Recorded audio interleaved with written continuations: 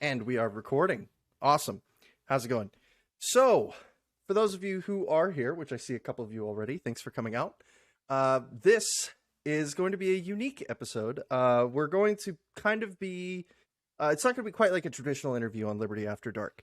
So I'm going to skip the intro where I would normally say hello and welcome to Liberty After Dark and all of that, and introduce our guest slash co-host, sort of, for this episode, Sheppard the Voluntaryist. How are you doing today, sir? Just wonderful. Thanks for having me on, Christian. Yes. So I have been watching your stuff for, I think I've seen you for a few months now. And once I finally saw your interview with Patrick, I think was when I was really like, okay, this is cool. I really need to talk to him at some point. And we've actually had conversations before through Disenthrall.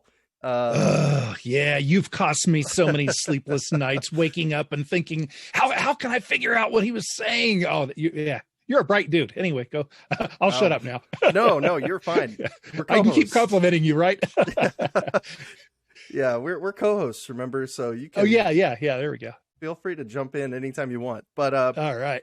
Yeah, so author, voluntarist, all around great dude. I would say bridge to the common people. Super important piece of the puzzle of spreading voluntarism. I did want to take a little bit before we go into the back and forth that we have, which we have some great topics selected for you guys. Props again to Sheppard for coming up with those.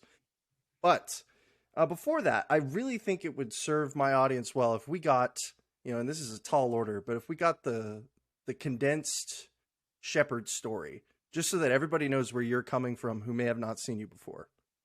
Great. I can condense it all into a little less than 2 hours. So this is going to be great. I'll just do a quickie. Born and reared in the back hills of Tennessee in a Mennonite community in a single parent home, just my mom and I, on welfare, government welfare, and rode a horse to school, no electricity or running water a lot of the time. So a really cool, unique childhood that gave me a lot of perspectives that I wouldn't have otherwise had. Homeschooled some and little private schools. So that was kind of my first part of my life. And then I moved out west and became interested in law enforcement.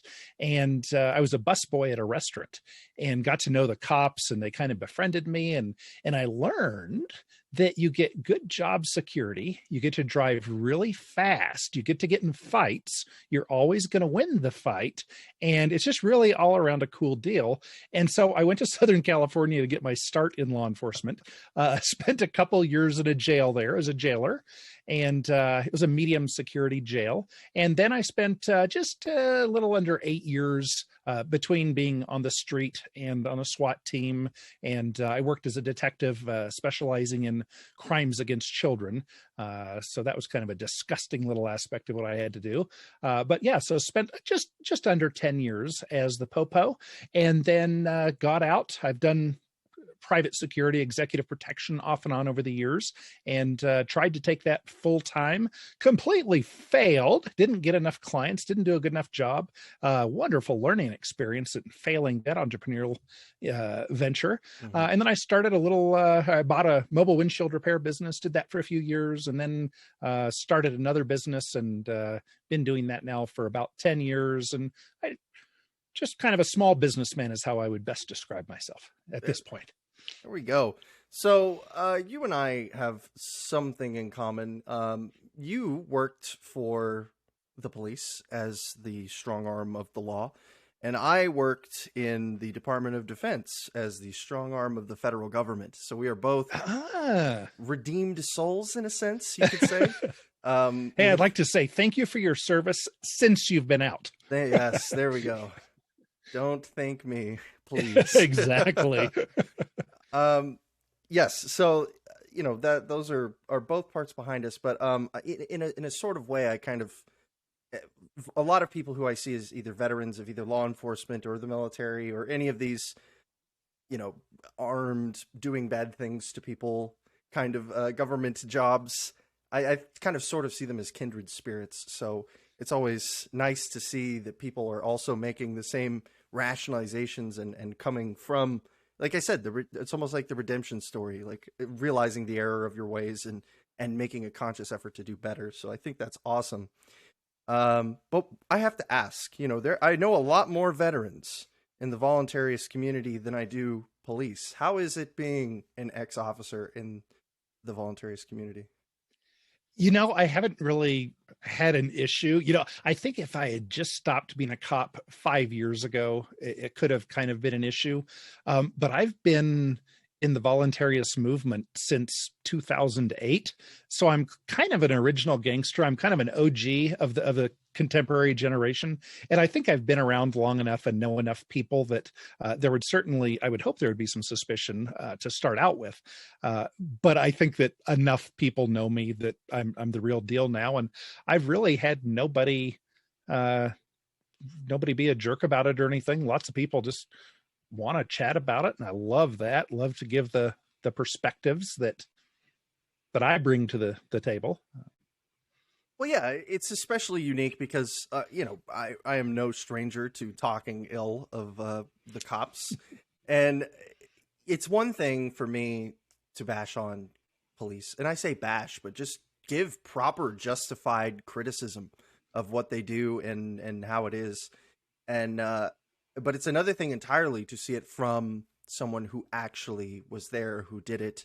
It's a lot about people speaking about military affairs who never served, kind of thing, versus the opinion of a veteran. It's like, okay, well, one of these people has been there, so it gives you a lot more weight. It does, and yet in some ways I don't think it should, because if I talk to somebody who is a low to mid-level grunt or even a high-level military person or a police chief or something, it's not like those people are in on the big picture of what's going on. And so I think that the philosopher that sits in his ivory tower and looks out at the war from 10,000 miles away doesn't have any less important of a viewpoint than the grunt who is being fed propaganda day in and day out and is actually having some bad experiences and saying, see, those people, after you've killed their families, they flipped you off. They flipped you off, man. You see how horrible they are? They just flipped you off. And then you go, well, yeah, they are horrible. Whereas from a distance, I think sometimes the view can be a little bit clearer. So I'm trying to get rid of my cloudiness. I don't know how successful I am, but I'm trying. It's a constant battle, right? I feel like it's fair to say that pretty much no matter where you've been raised or who taught you, unless they were anarchist voluntarists themselves, all of us have to do some reprogramming. I'm just as guilty as that as everyone else. I had my fair share of propaganda through the public school system that follows me in some cases to this day. But every time it comes up, you just have to try to squash it. So, yes. Kind of catch what I do is I catch myself in speech. I'll say something that I know I shouldn't say, like the we fallacy. I'll say, well, we really should have blah, blah, blah.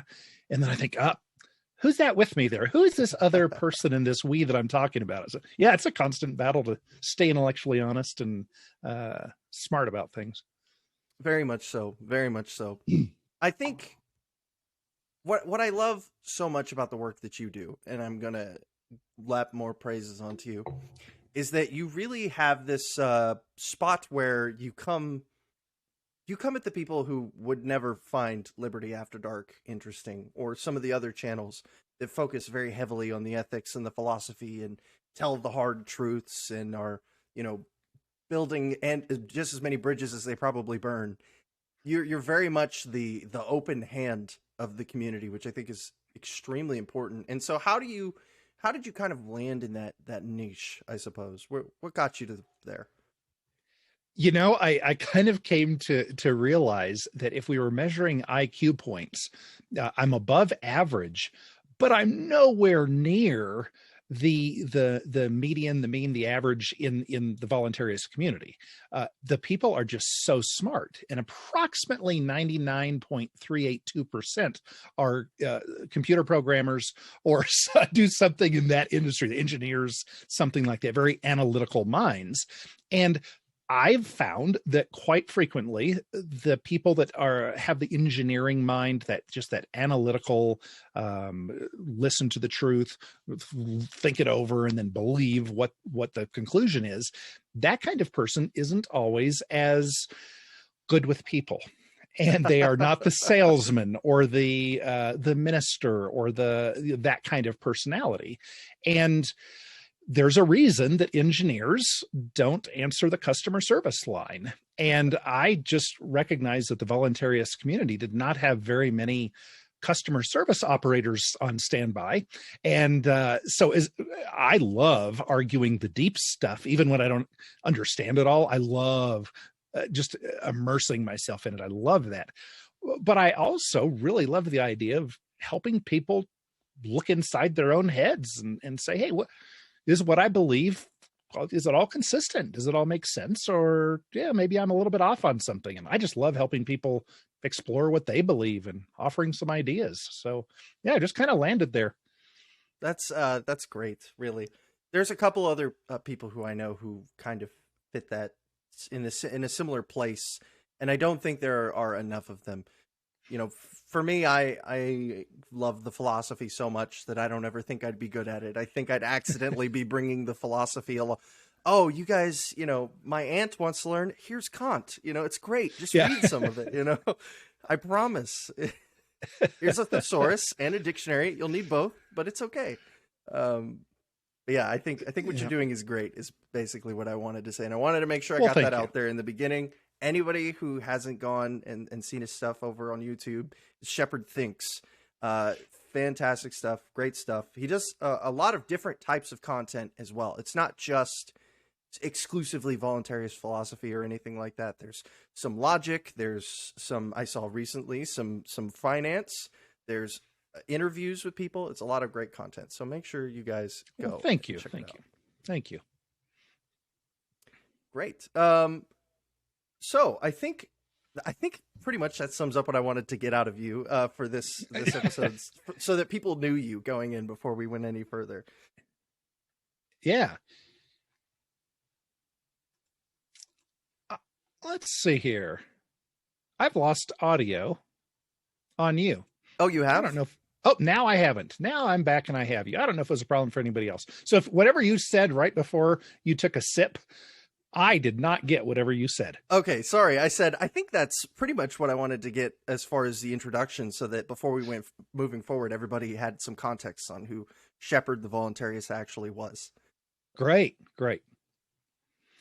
Well, there was this scenario that I thought of years ago. It actually started when I was a cop, and I've been thinking about this for 15, 20 years, and I call it the watermelon tossing scenario.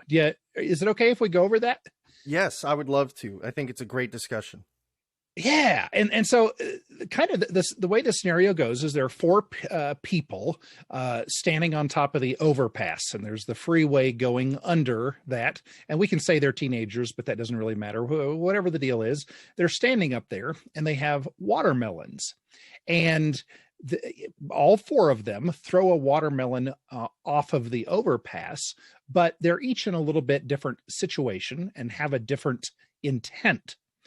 And so I'm going to kind of run down just quickly what the four of them are thinking. But the punchline of this, the question that we're going to ask afterward, after I spit out the quick scenario, is assume that you are the judge, you are the arbiter, and the whole, if you're familiar with libertarian philosophy, let's say it's a DRO, a dispute resolution organization, or some sort of other arrangement, but all parties involved have previously signed a contract saying you are the judge. You get to decide whatever you want using your best judgment. You get to give penalties, punitive penalties. And so we're also going to assume that the results of these guys throwing the watermelons over the top of the overpass, we're going to assume that any damage that is done, actual physical damage, that's already been paid for. So I'm kind of replicating the idea of, in today's system, we have a civil and a criminal kind of two separate things. Like O.J. Simpson was tried in the criminal system and was not found guilty, but then he was tried in the civil system and he was found guilty. So there are two separate systems going on.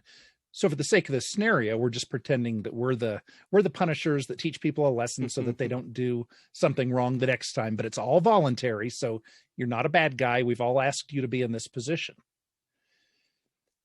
So first dude that throws the watermelon over the top, we'll call him Bill. He just thinks it's funny. He throws a watermelon. He wants to scare the car that's driving down below. He doesn't want to hurt anybody. He just wants to scare him. And he throws a watermelon and he completely misses the car. The watermelon lands on the ground. The car doesn't even know it. So good for Bill. Nothing bad happens.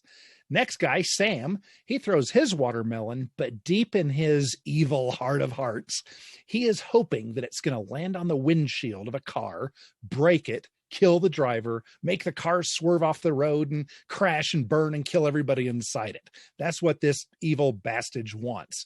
And in his case, in Sam's case, he was a good shot. That's exactly what happened. Well, now the third guy throws the watermelon. His name's Jack. He throws a watermelon. He intends to just, same as Bill, just a funny prank. And unfortunately, he hit a car and the car swerves off the road, bursts into flame. Everybody dies. So same result as Sam, but the same intention as Bill. And then the final guy, David, he throws his watermelon and he has the same intent that Sam had. He wanted death and destruction, but fortunately he completely missed and his watermelon just hit the ground and splattered and the driver didn't even know it. So Judge Christian, judge listeners, what do you think should happen to these folks? Well, I think it's really important to start with the fact that the people who didn't hit anyone, there is no association is, what is it saying? 9/10 of the law, I believe, in this case. So I believe it was Bill and David who both missed, correct? Yeah, in this scenario. Correct. So Bill and David, they didn't hit anybody. It doesn't matter what their intention was. They didn't cause any property damage. They didn't aggress against anybody. So there's no penalty to be issued at that point. Sam and Jack, however. So we have two cases of clear aggressions, right? And the question at the end of the day that I think this is really trying to get to is, does the intent of the person matter when distributing punishments, right?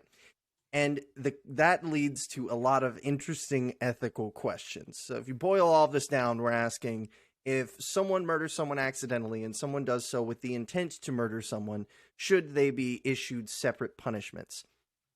Now, I haven't spent a ton of time on considering exact punishments for different things because I'm more on the ethics side, less on the I don't want to be an arbiter. Let's just put it that way. I wouldn't want that job. I'm sure they'd get paid well, but I wouldn't be the one wanting to make that decision. And in this case, it is difficult because the initial reaction is obviously, I think 9 out of 10 people watching this, and I'm going to generalize a little bit, would say, oh, well, the one with the intent to murder should be punished more than the one without the intent to murder. But if we're asking what justification there is for that, it's going to be some sort of it's a basis not on an aggression itself, but on the context of an aggression, which ethically doesn't make any sense, right? And I want to explain that just a little bit. I know I'm kind of rambling here, but no, I love it. That's why I'm asking you. Yeah, I want to make sure the context is fully filled out here. There is no difference between the intent or lack of intent of a crime or any other thought committed at the time of an action. If I wanted to kill you while I killed you, or if I was thinking about pizza while I killed you, it doesn't change the aggression. The crime is killing you. The crime is not wanting to kill you, because we can't police people's thoughts.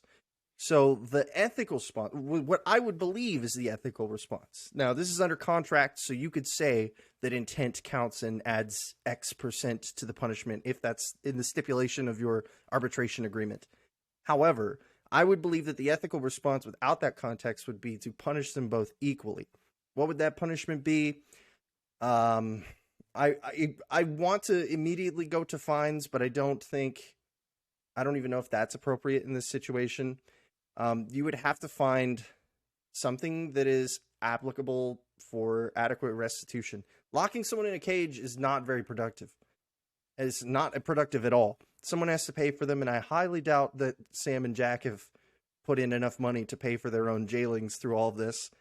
So I think you have to extract property from them until the people who have been damaged, or their spouse or significant other, or whoever is in this arbitration agreement to be the one that gets the property, is satisfied. Because really, that's what it comes down to. What does it take for them to re-enter into the reciprocity of rights after they violated them? It is a flexible scale. She could be super forgiving and say, you know what, I forgive you. He's dead. I know you made a mistake, but I forgive you, and they can re-enter into polite society until they mess up again. But that's entirely on whoever the I'm trying to figure out what the word I'm looking for is here, but whoever will be receiving the benefit of the penalty these two take. So does that answer your question at all? Yes, and I'm thinking back to the old days. Back there was a guy that used to be a voluntarist philosopher that he had a series of podcasts about. I think it was "These Cages Are for Beasts" or something like this. Stefan Molyneux, and one of the things he talked about was, what is it we really want? Do we want a pound of flesh, or do we just not want this person to do this again? And I wonder if the victim's heirs might be chatted with a calm arbiter and say, well, what do you want? Do you want this person to just have a miserable rest of their life? Or would you like them, are you really into, I don't know, highway cleanup stuff? Would you like to see if they'll just do an hour a week for the rest of their life of picking up litter off the highway? Or, you know, what can we do that would be positive for you? And I think that makes good sense. And I have to think that most people aren't bad people. They're going to be angry right off the bat, but then once they calm down a little bit and see the human in the other person, I don't know that everybody needs a huge pound of flesh, especially for the guy that was just trying to have a little bit of fun on Oopsie Daisy. He had no malintent. He was just trying to have some fun. Yeah, I think I could forgive him much more easily. Yeah, and at the same time, you know, I think part of the beauty of a system like this is that you don't have to be a benevolent soul. There is something for you to potentially gain through this. You know, if you want to look at it from that perspective, there are multiple motivations why you would not want to lock that person up. Like, let's say they have to work part-time at your store for the next year. Like, there you go. You got a free part-time worker for a year while they pay off their debt for killing your significant other or whatever. And who knows, maybe they'd be a great employee and you can officially hire them on after that. There are ways you can personally benefit while they still have to pay, whether it's their time or their money or something, to prove that they want to re-enter into the agreement of reciprocity. That's the point of restitution is to hurt. It is supposed to be it's almost like, it's kind of, it's almost ritualistic in a sense. It's like, I'm going to give up a piece of myself as property to prove that I understand the error of my ways and I want to do better. That's the whole reason the penalty exists. As opposed to today where they just do it and slap you on the wrist and say, okay, we're going to take this, don't do it again. And it doesn't matter anyway to Sunday. So yeah. And I think the big answer also, the reason we're having a conversation like this is it's a thought exercise, it's a brain exercise. But in truth, those of you that are thinking and just saying, ooh, I wish I was on the line so I could give an even better answer, I have a solution here. The truth is neither you nor I nor Christian have a good answer. This is a complex issue. There is no way that we could look into the future and centrally plan the thing that would be best for society. I can't, and I think I'd be better than most at it. No way I'd be successful at it. And that's a good argument for why you guys should not vote for me for president or commissioner. And I'm better than any of the folks that want to get elected for that. So if you're not going to vote for me, don't vote for them either. I don't vote.org. There we go. Exactly. I believe Lysander Spooner once said, voting be whack or something like that. So that sounds like him. Yeah, pretty sure it's a direct quote. Yeah.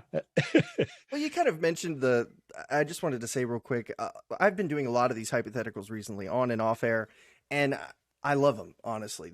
Well, I think the nap ones, like, is this a nap violation? Like, that's a little old because I feel like we've kind of gotten pretty good at defining what an aggression is. But I think these kinds where it's like really into the nitty gritty and like, okay, what does the ethics say what we should do in a system of arbitration?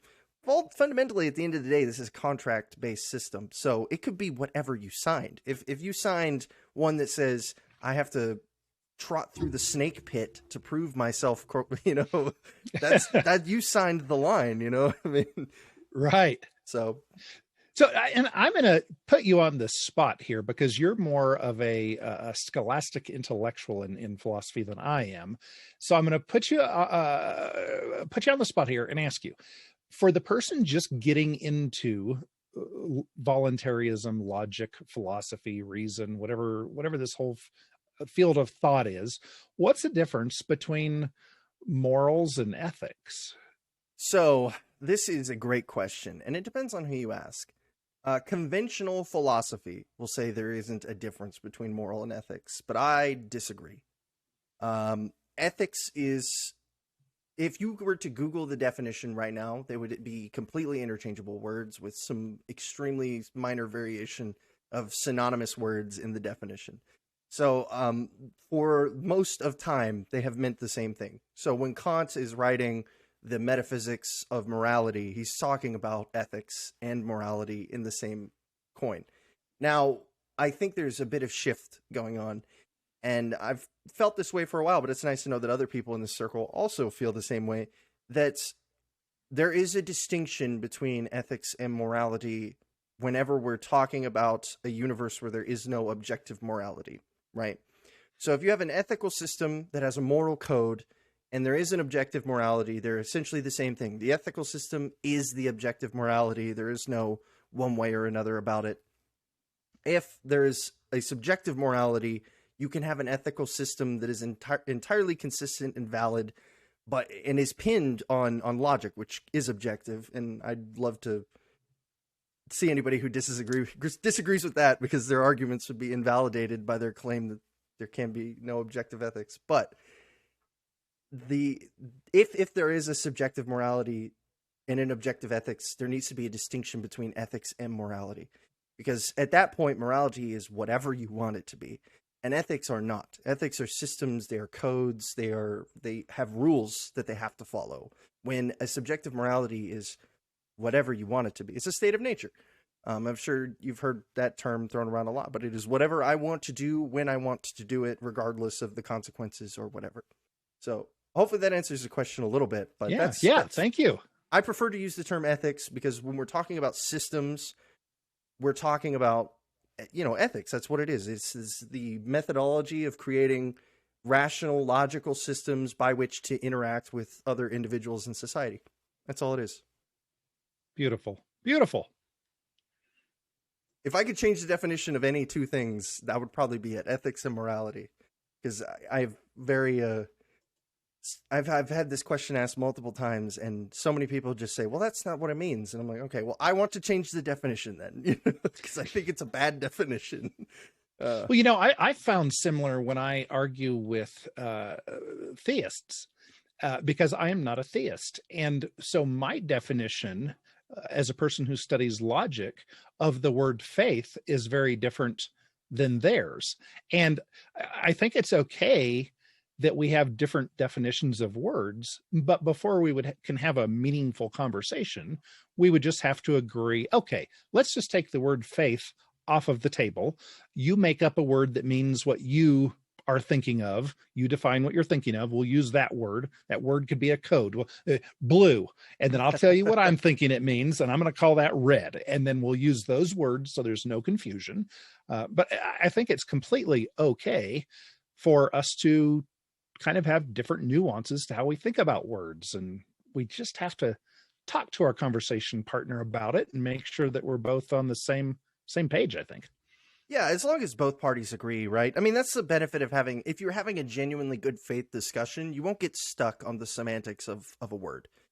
you'll find a way to bridge past that. There's always, you can use a different word. Lots of words have synonyms. You could stop talking about, like, one thing I like to say is I like to think of ethics as systems and morality as what is good and what is evil, because those are not the same thing. And so one's a value judgment, the other one is a logic-based system. So, it's like what the engineers like, like we were talking about earlier, the A to B to C to Z, all the way through, versus the spectrum, I think, is a good way of looking at the two things. From a recruiting standpoint, this is just a burr under my saddle. And I haven't ridden in so many years. I think it's supposed to be a burr under the saddle blanket, because that would make more annoyance for the horse. But we know who our target market is. We know who the low-hanging fruit is. You and I as influencers. Why would we reach out to the general public? Why wouldn't we do a test, or not a test, but buy a mailing list for people with high IQs who are into engineering and computers? And these are people that go, 2 + 2, I really would like it to equal 5, but if it equals 4, I'll live with it. And are willing to face that cognitive dissonance and move beyond it and say, yeah, I'll trust the outcome. Because I want my mom to be ethical. Good point. Because I want my dad to be ethical. I want my brother to be ethical. I don't want them violating people's rights. I don't want them to have to suffer the consequences that could come along with that. And, as much as it can be easier, I'll admit at times, to talk to people who maybe are already libertarians looking at voluntarism, or conservatives, or even just really smart liberals, whoever, and having conversations about these kinds of things. Maybe those connect people better. But at the end of the day, I'll be honest, I care about those people a lot less than the ones who wouldn't care about the ethics so much, or don't maybe have that super high IQ. Not to suggest that my family aren't all very intelligent and successful people, because they are. Just in case they're watching this. Yeah. But I that's, when at the end of the day, like, you're right. We could definitely make a mailing list, Sheppard and Christian's mailing list. We could reach all these different people. It'd be great.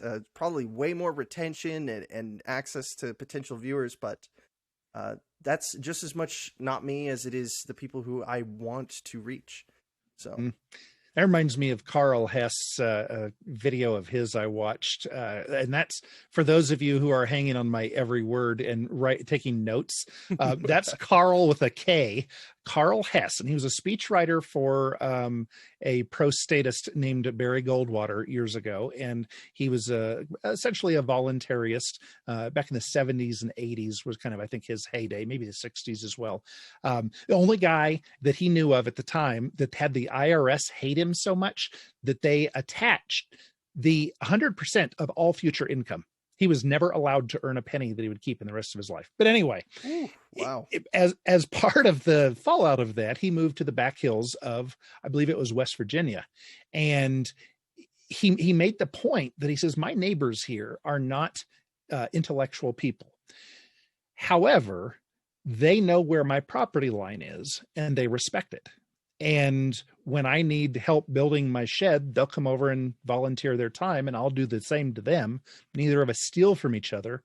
And he said, it occurs to me that I would rather have neighbors that don't understand their philosophy but live it than people who understand it and can pontificate and yet don't really live it. So, yeah, I think that is kind of a tie-in. If the people around us are living it, yeah, we kind of like them to understand it and live it. It makes our lives better.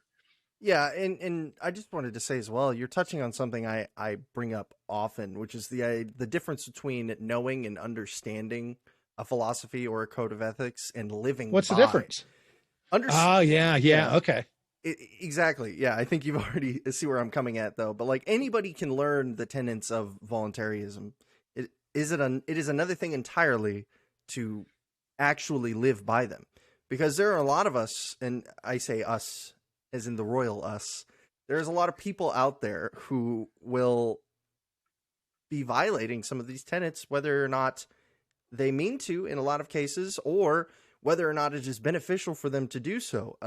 Unfortunately, a lot of people who have been, younger people who've been receiving these unemployment benefits for the last year and some change are probably not tax negative anymore. They are probably tax positive at this point and are not recouping stolen funds from the government anymore as much as they are stealing. So yeah, and I struggle with where my line is too. You know, it's an interesting question, and I'm sure you've heard the flagpole scenario before. That's often the best one to go to because it talks about, you know, would you go to your death? And I have, you know, I'm been called an ideologue in the past because I believe that if to act otherwise to a rational system that you believe is logical, internally consistent, externally consistent in pretty much all manners and respects is completely antithetical to any sort of there's a word I'm looking for here, but let's just say being a decent human being. It's difficult for me to accept that, and maybe that's a failing on my part. I know we're only human and everybody makes mistakes, so at some point I will probably have a failing, an ethical failing where I choose to make the wrong decision.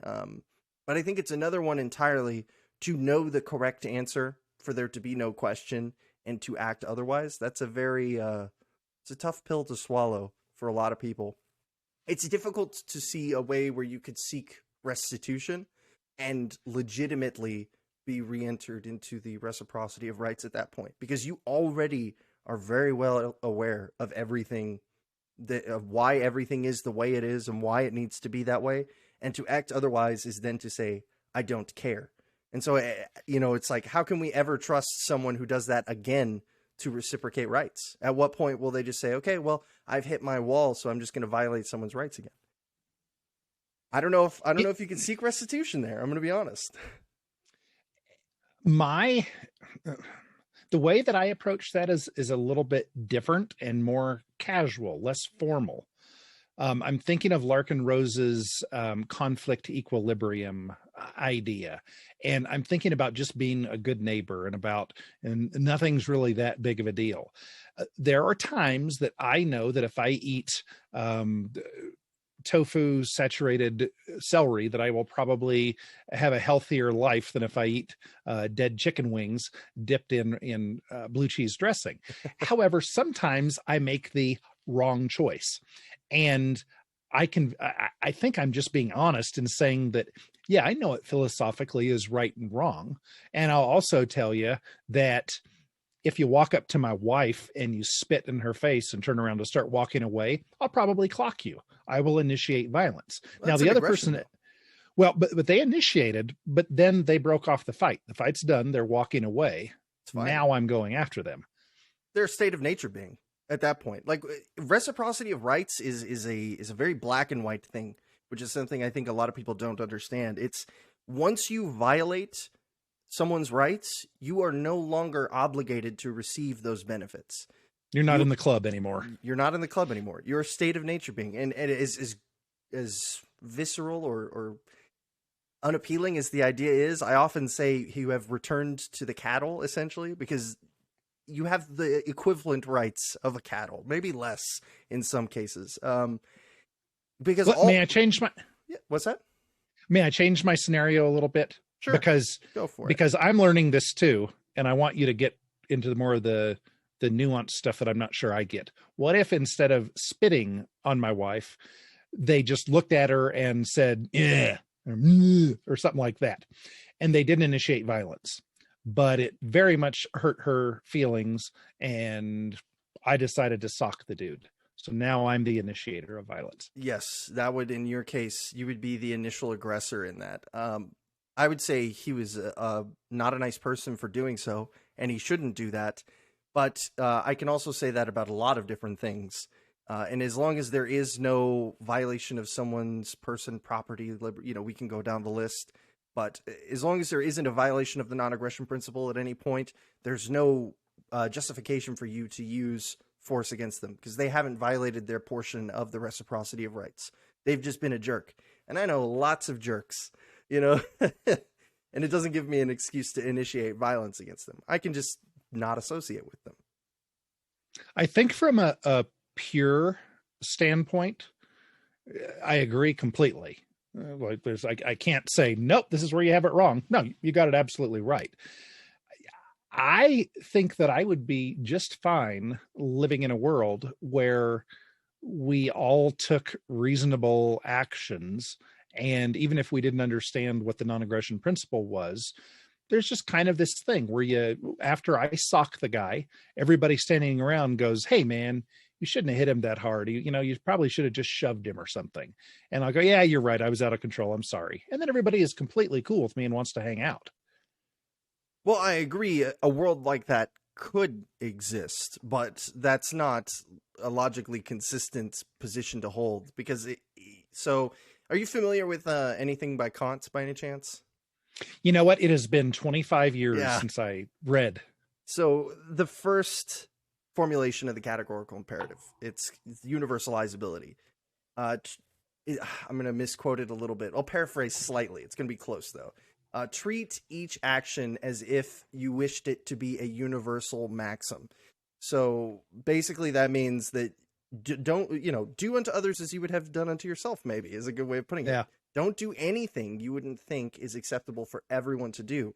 And to do otherwise is automatically going to be inconsistent. Because if you believe you should be able to do something, then that person should be able to do it. So if Sheppard wants to be punched in the face whenever he offends someone, essentially, right? Because that's what we're talking about. He made some rude gesture at your wife, which hurt her feelings, and you took it personally, which I'm not going to say is invalid or valid. That's your personal opinion. You could, perceive that however you want. But to then say that that person is justified in being acting against and then going before the court of public opinion, that means that anyone who's offended by you for any reason is do the same thing. So if you walk past them and they say, God, I hate that guy's black jacket, it just hurts my feelings so much, and come up and punch you, and then, they go, well, we just wait for the court of public opinion to decide because, you hurt my feelings. So if we're going to apply this scenario universally, that's what we would have to do.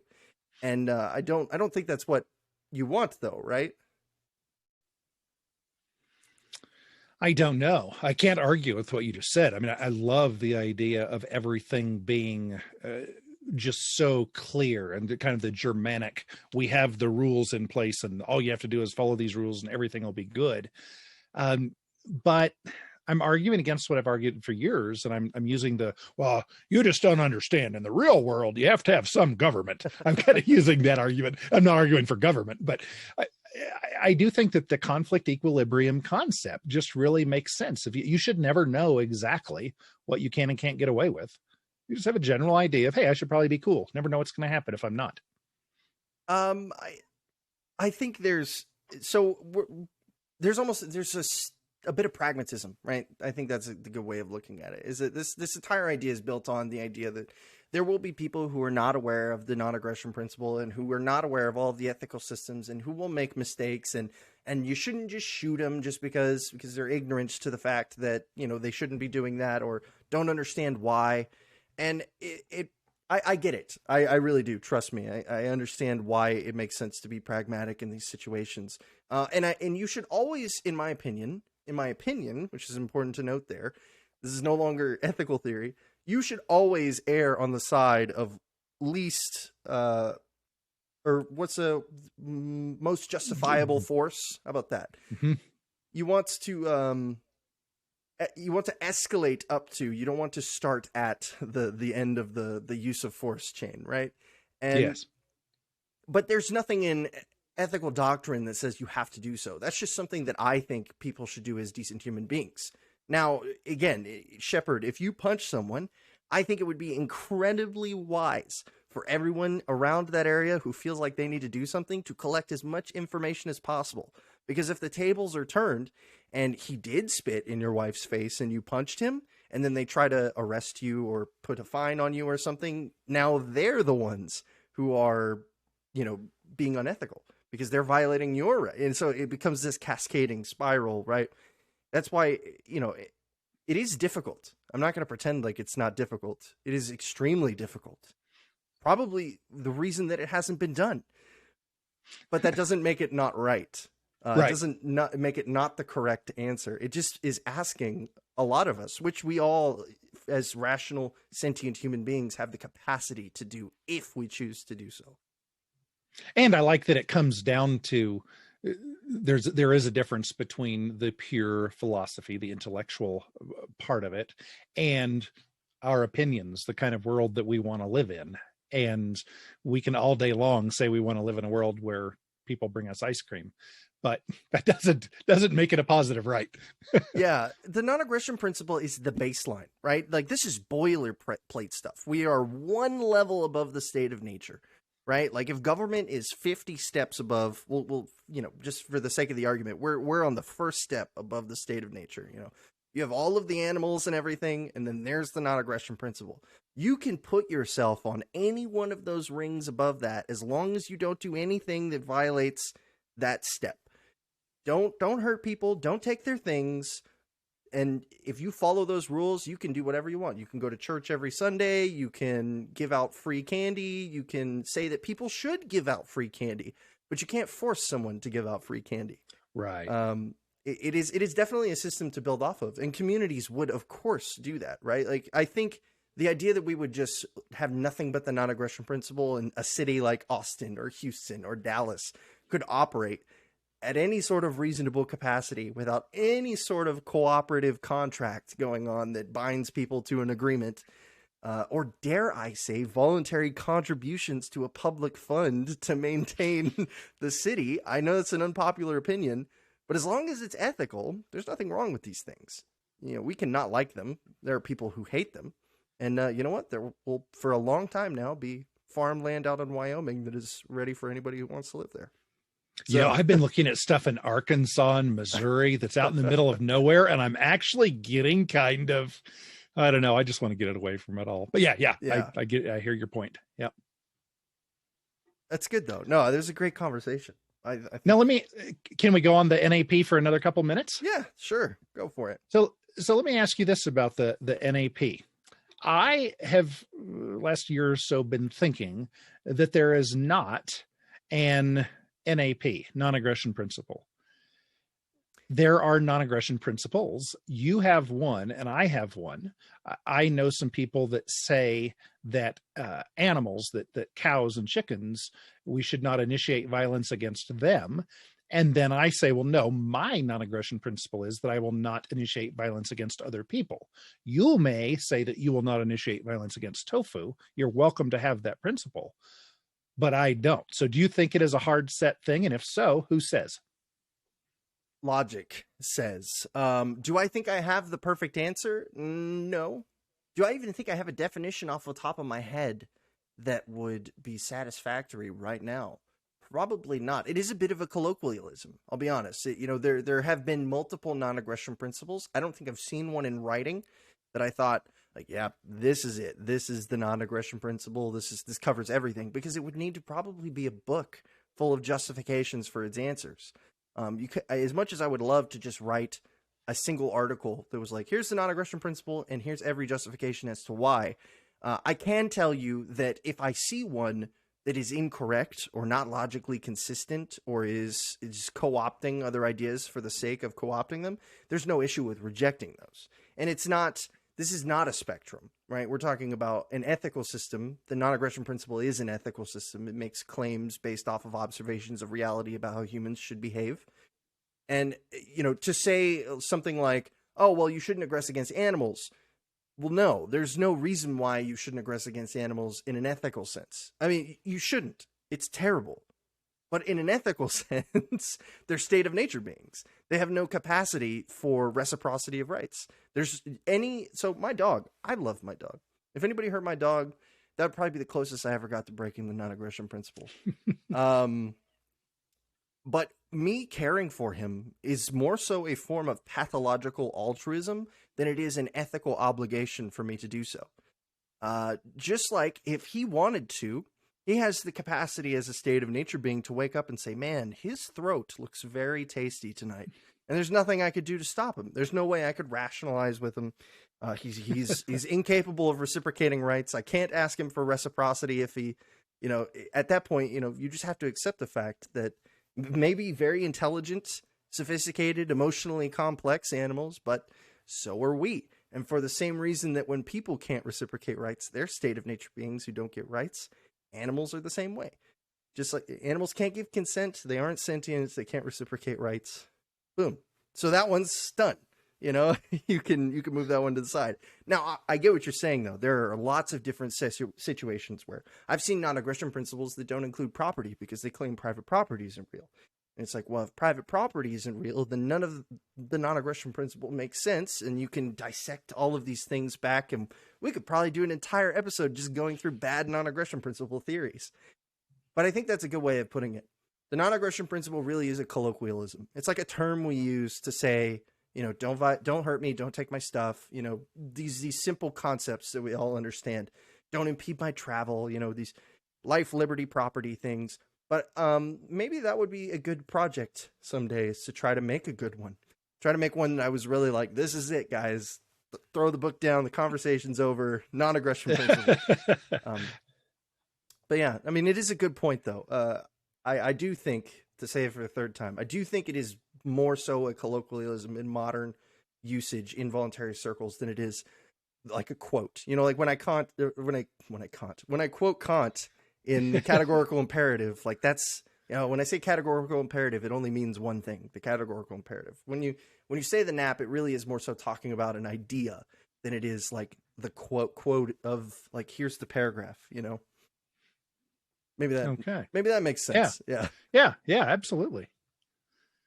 Yeah, I've been struggling with this in a couple months. Each year I travel out west to, I live in the West, but I travel a good distance to help some family friends with branding.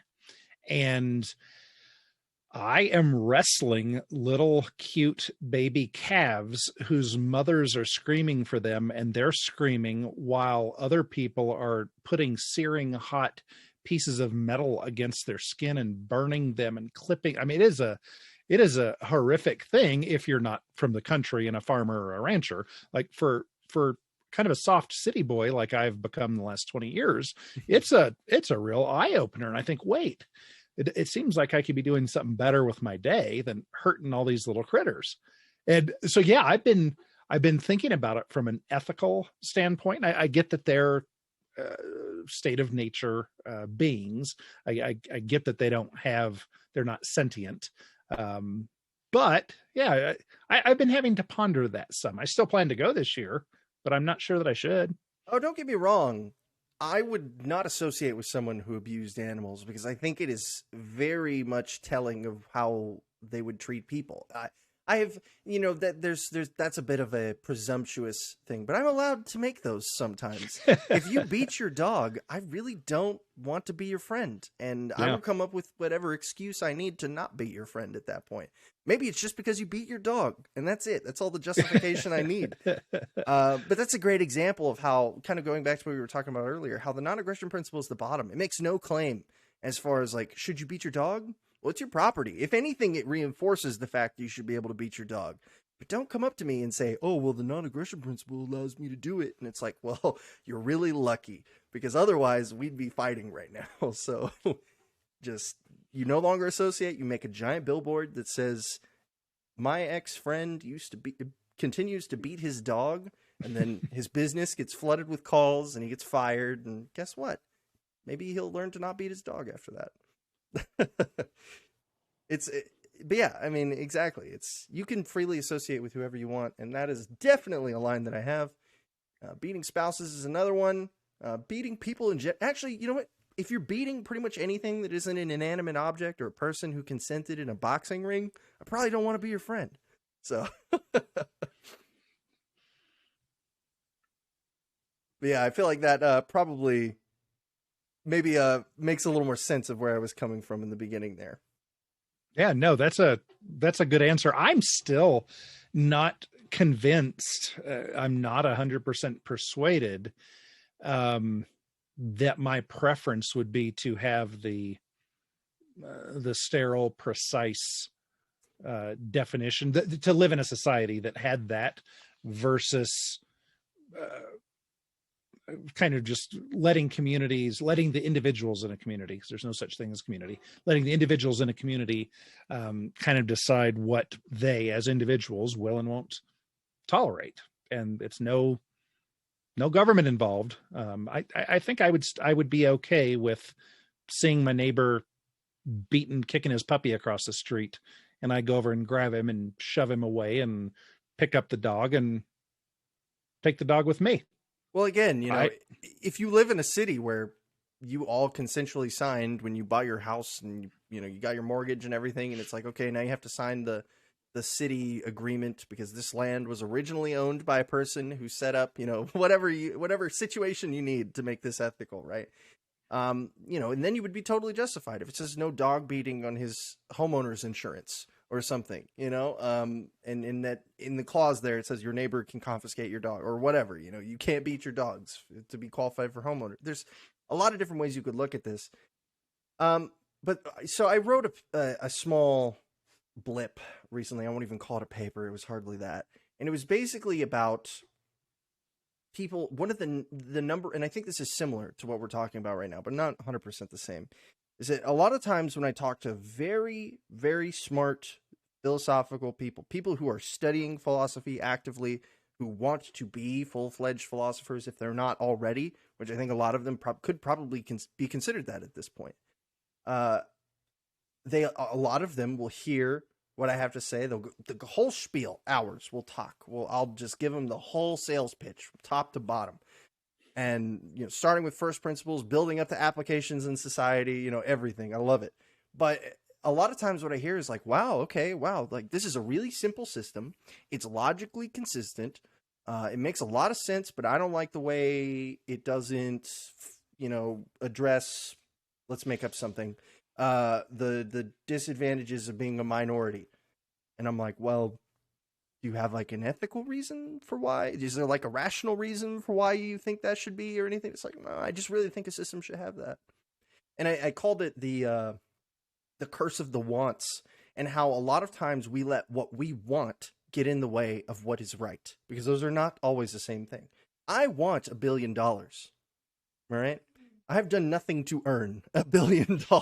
Right.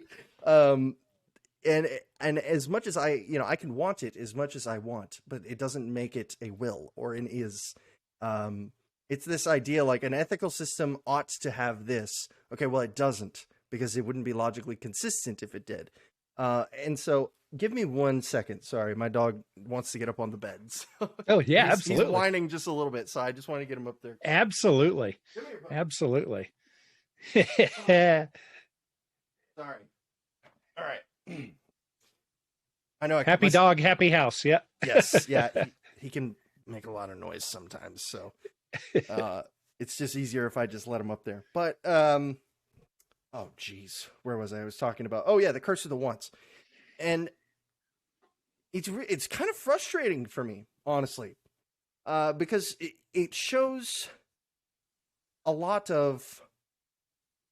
are you aware of, so like a teleological philosophy is one that's consequential in nature, essentially. Teleological means the science of the end, right? It's all about getting the end results.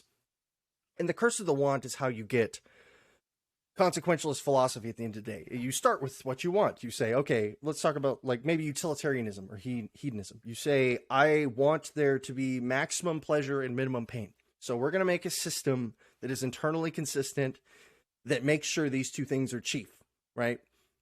And you can do that. That's great, but it never solves the issue as to why pleasure and pain should be valued above all else, right? You just have to accept it. It's the initial assumption. It's the number one issue with most philosophies. And the reason that voluntarist philosophy doesn't fall into that is because it's not a very good philosophy. I know, this is probably going to surprise some people. It makes so few claims about the nature of reality. It doesn't try to solve social paradigms. It doesn't try to create equality. It doesn't try to do any of those things. The voluntarist philosophy is more like an expose on how the world really is than it is some guideline on how to be the best person ever. Because if you just follow voluntarist philosophy, you can be completely within reciprocity of rights, the non-aggression principle. You can dot all of your I's, cross all of your T's and know everything from Kant to Hobbes to everybody else on the spectrum and still be a terrible person. terrible, terrible person. And where a lot of philosophies try to solve ethics into making you the good person if you follow this, it makes no claim. It's basically, how can you walk across the street and not get shot by somebody? That is voluntarist philosophy. That is what we want the answer to, because anything else is subjective. It isn't based on reality. There's no observation to support it. Everything else is up to you after that. How can you walk across the street and be reasonably certain that your neighbor isn't going to shoot you when you do so? That is what voluntarism tries to solve. Anything else is too much. It's too much. There's always an initial assumption. There's always some variable that isn't accounted for that makes the philosophy inconsistent. And you know, I could list hedonism, utilitarianism are two great, very obvious to see answers, but even like classical Kantianism, you know, there's a linchpin hidden in there where justifications come from outside of the observable reality, and we don't have any basis by which to believe that there could be any such place for these, you know, deontological rights to come from. But sorry, I know I'm going a little bit off the rails there, but I wanted to make sure that was clear because I feel like a lot of people miss this.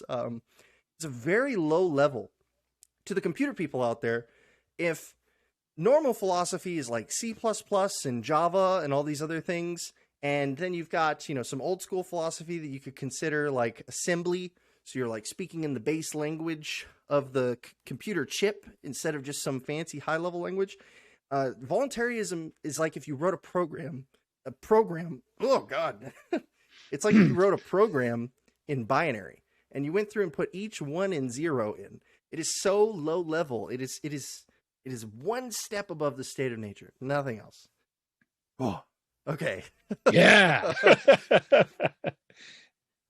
So yeah, and that was a super, super, super long way of saying, I completely understand why you feel that way.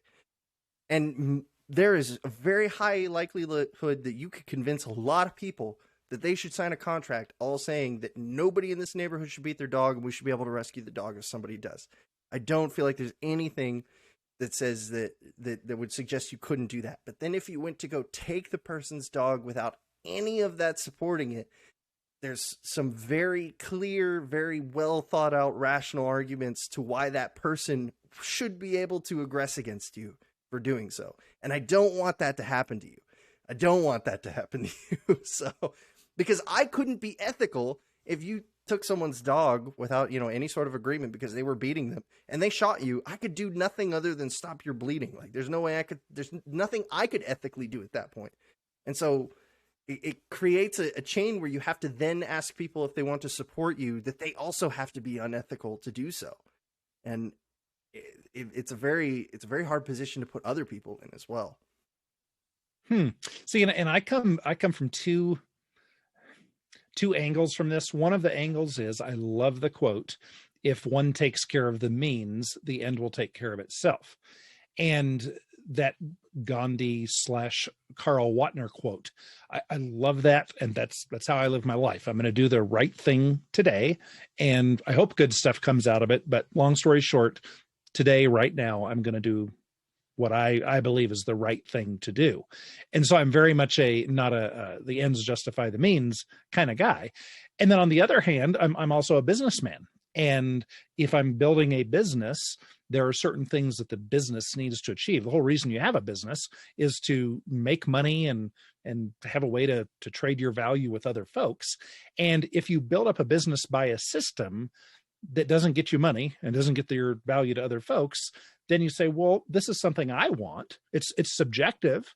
What you want is something different. So maybe we don't have the same systems, but I feel like we could be really good neighbors.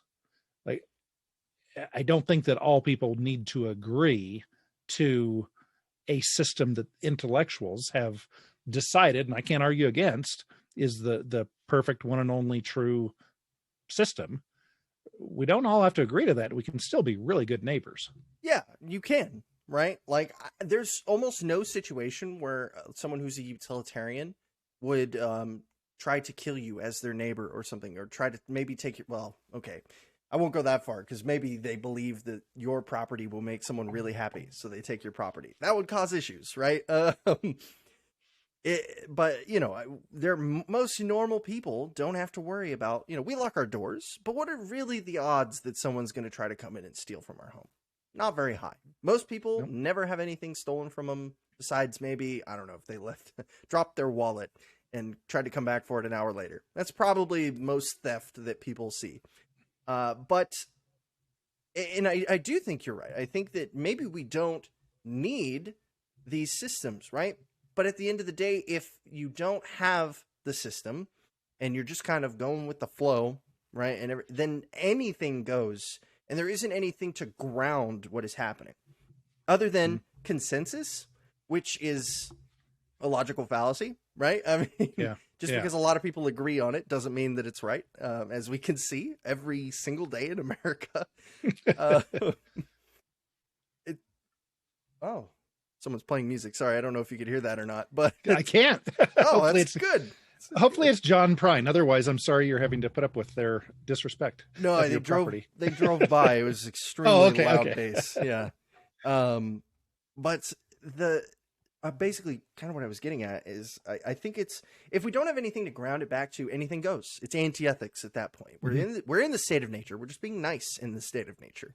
And at any point, if I wanted to unga bunga and hit you over your head and take your business and whatever, and then you said, well, you shouldn't do that. And it's like, well, I decided not to be a good neighbor anymore today. Yeah. And then the committee comes together and all says we should burn him at the stake. What justification is there going to be for that punishment? How do we come to the conclusion that that is the right thing to do other than, well, we all decided it should, or we feel like it should? We need a logical system backing these things so that we know we're not just acting on what is ultimately subjective and failing. Otherwise, we are just in the state of nature. We've just masked it. That's what this is. The government is the largest state of nature being on the face of the earth. It comes up to you, it takes your things, and it says, great, you have civilization now. Is that what this is? Really? Being worried about being stolen from, killed, hurt for non-violent, non-aggressions on a constant, potentially daily basis, depending on who you are, right? You smoke a little weed, you might get locked into jail for God knows how long, or worse, potentially. It's good to have that solid foundation. Yeah, I mean, that is what we get. We get government, right? When we don't have a solid foundation telling us where the line is. Eventually, we get government. That's the biggest failing of the Founding Fathers. They were so close. They were so close in a lot of ways. And I think if they had just they've just listened to the Anti-Federalists just a little bit more, we would have gotten further away from federalized central government. Maybe even closer to like the initial Confederacy down to a city-state model. But that's not how it went. So no, that is what we say is history. So yeah. But hopefully, and I don't plan on. I don't think I'm going to convince you today by any means. But I do think it is very important, and it cannot be understated how necessary it is at the end of the day to have an actual justification. Not like the civil courts where, oh, well, the people voted on it, and so that's why it is the way it is, even though it makes no sense rationally. I personally believe you need that core that everybody can agree. Whether they agree on it or not, it doesn't matter. It just has to be right. They can choose to act however they want in spite of it. You need that. The person who's going to follow it anyways is the one who needs it. And I like that idea of the foundation. This is the foundation, and what you build on top of it is completely up to you or not build. But this is the bottom line. This is where the rubber meets the road and all that good stuff. I love that. And I think it would take.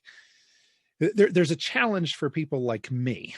I read maybe 2 books a year, and I don't do any fiction, but the books that I read are not deep. It's not Kant. It is the business books or lighter hearted philosophy or propaganda type books, books about propaganda. That's what I read. And so for the less intellectual person like me, there are some questions that it's tough to answer them. Kind of like if I asked one of the crypto people, how does Bitcoin work? And they give a 3-hour answer, I have way less information in my head than if they gave a 5-minute answer. That was, everybody's rolling their eyes like, no, that's not exactly right. They're like, it's close enough. And so I think that I, and many people like me, it would be nice if we understood why is that foundation, whether it was Kant or somebody else that first wrote it down, why is that the one and only true religion or ethic or whatever? Because I grew up in very religious areas, and I just hate that. And so, like, I love the idea of that being the foundation, but I would love to see something without reading 18 books that are 1,800 pages long each, as to like a good summary of why that is in fact the one and only true truth. Well, okay, so let me I'm going to not answer that question for a second, and I want to pivot to another place, all right? What do you want the not accurate explanation for? Just to make you feel better? I mean, I'm okay, I don't want to come off as condescending. I'm sorry. I feel like I almost did that there. No. But like, do you want it to feel better because it's close, and so you're like, okay, well, this is pretty much it? Or does it I mean, to me, it almost seems like, what's the point in just, accepting it off of the, hey man, I've got this philosophy, it's pretty cool, you don't take things from people, and if all that checks your boxes, you might as well go for it, right? Or you can, and I agree, you don't have to read Kant to understand voluntarist philosophy. There are lots of great authors out there who have more condensed works. Don't ask me to name one off the top of my head. Pretty much anything by Larkin Rose is a good way to go. But I have to ask, like, what is the purpose other than solely for the sake of accessibility? And would the person who just wants it more accessible care if you gave them a 1-paragraph explanation versus a 5-page or a 50-page? Even if they read it all, would it mean anything different to them? Right? I think if it was, I think your latest, the last 3 minutes, mm-hmm. I understand better just from that. So yeah, I don't know that. I think what it comes down to is exactly what you're saying. I'm admitting you're right here. It is a preference. And my preference is, yeah, but when somebody flips my wife off, right, their finger is 1 inch from her face and they're calling her all kinds of nasty things, I want to live in a world where I can punch that person. And if I do that to somebody else, they can punch me. Well, the person next door right now is probably thinking, I just want to live in a world where if I'm a particular gender or race, I should have everything handed to me. I mean, that's just kind of basic, isn't it? And so they have a preference and I have a preference. And I completely admit there does need to be that thing that we can both say, okay, we can have our different preferences, but when it really comes down to it, what will we and won't we do to each other? Or what will everybody in the community agree to? Well, yeah, and we are all state of nature beings that have elevated ourselves out of the state of nature. That's what we are, right? At any moment, like you said earlier, you have the physical capacity to harm another human being at any moment if you wish to. You can just find the first person or go damage their property. There's nothing physically about the world that is stopping you from doing so, other than your internal conception that is not what you should be doing. It may be even advantageous for you to do so. Like, let's say you wanted less property taxes or whatever, so you trashed the entire neighborhood so your property taxes went down for next year, right? That's a way where you could benefit from doing that. Obviously, you shouldn't do that, right? But we all have the capacity to do, as some would say, to do evil, right? I don't really like to use the word evil because I feel like it's just a loaded word. But to aggress against someone, we can all do that. We are, the only thing that makes us special is that we have the ability to choose otherwise. That is it. That is the only thing. And if somebody doesn't want to choose otherwise, they are more than within any sort of conception of rights to do so. But that means I don't have to afford them anything else either. So it's another really unpopular kind of like truth hurts moment for voluntarism. If someone, let's say someone moves into or tries to move into a community, or you move next to someone who's, and buy a piece of land and build a house, and they say, oh, well, you can't live here because I say so. And it's like, well, non-aggression principle says this is my property, so I can do whatever I want. And they pull out their shotgun and they shoot you. There's nothing in voluntarism that stops them from doing so.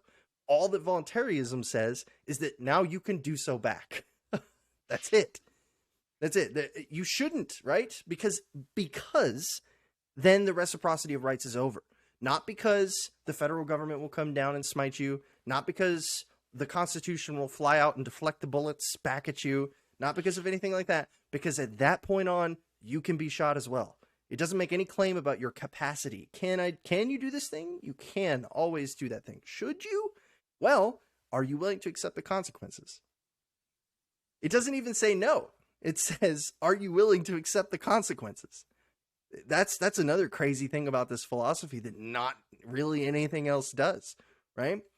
If in, like, again, utilitarianism, we'll look at it that way. Maximize pleasure, minimize pain. Well, what if I want to maximize pain, minimize pleasure? You shouldn't do that. No, you shouldn't. It's bad. Shouldn't do that. It's like, oh, okay, well, what if I want to do it anyways? No, you can't do that. They always try to come up with these ways where it's like antithetical to being a human, where voluntarism accepts the fact that humans can and will do wrong things. All it says is, how do you not get shot by your neighbor walking down the street for no reason, as long as you're both operating on the same playing field? That's it. That is one way of looking at voluntarism. I've heard a lot of people give a lot of definitions of it.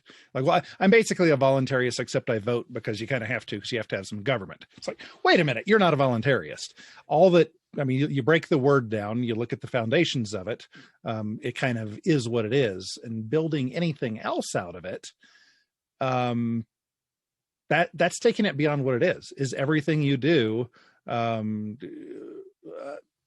Even the non-aggression principle, like, as a voluntarist, I say that's part of it, but really, let's look at the word.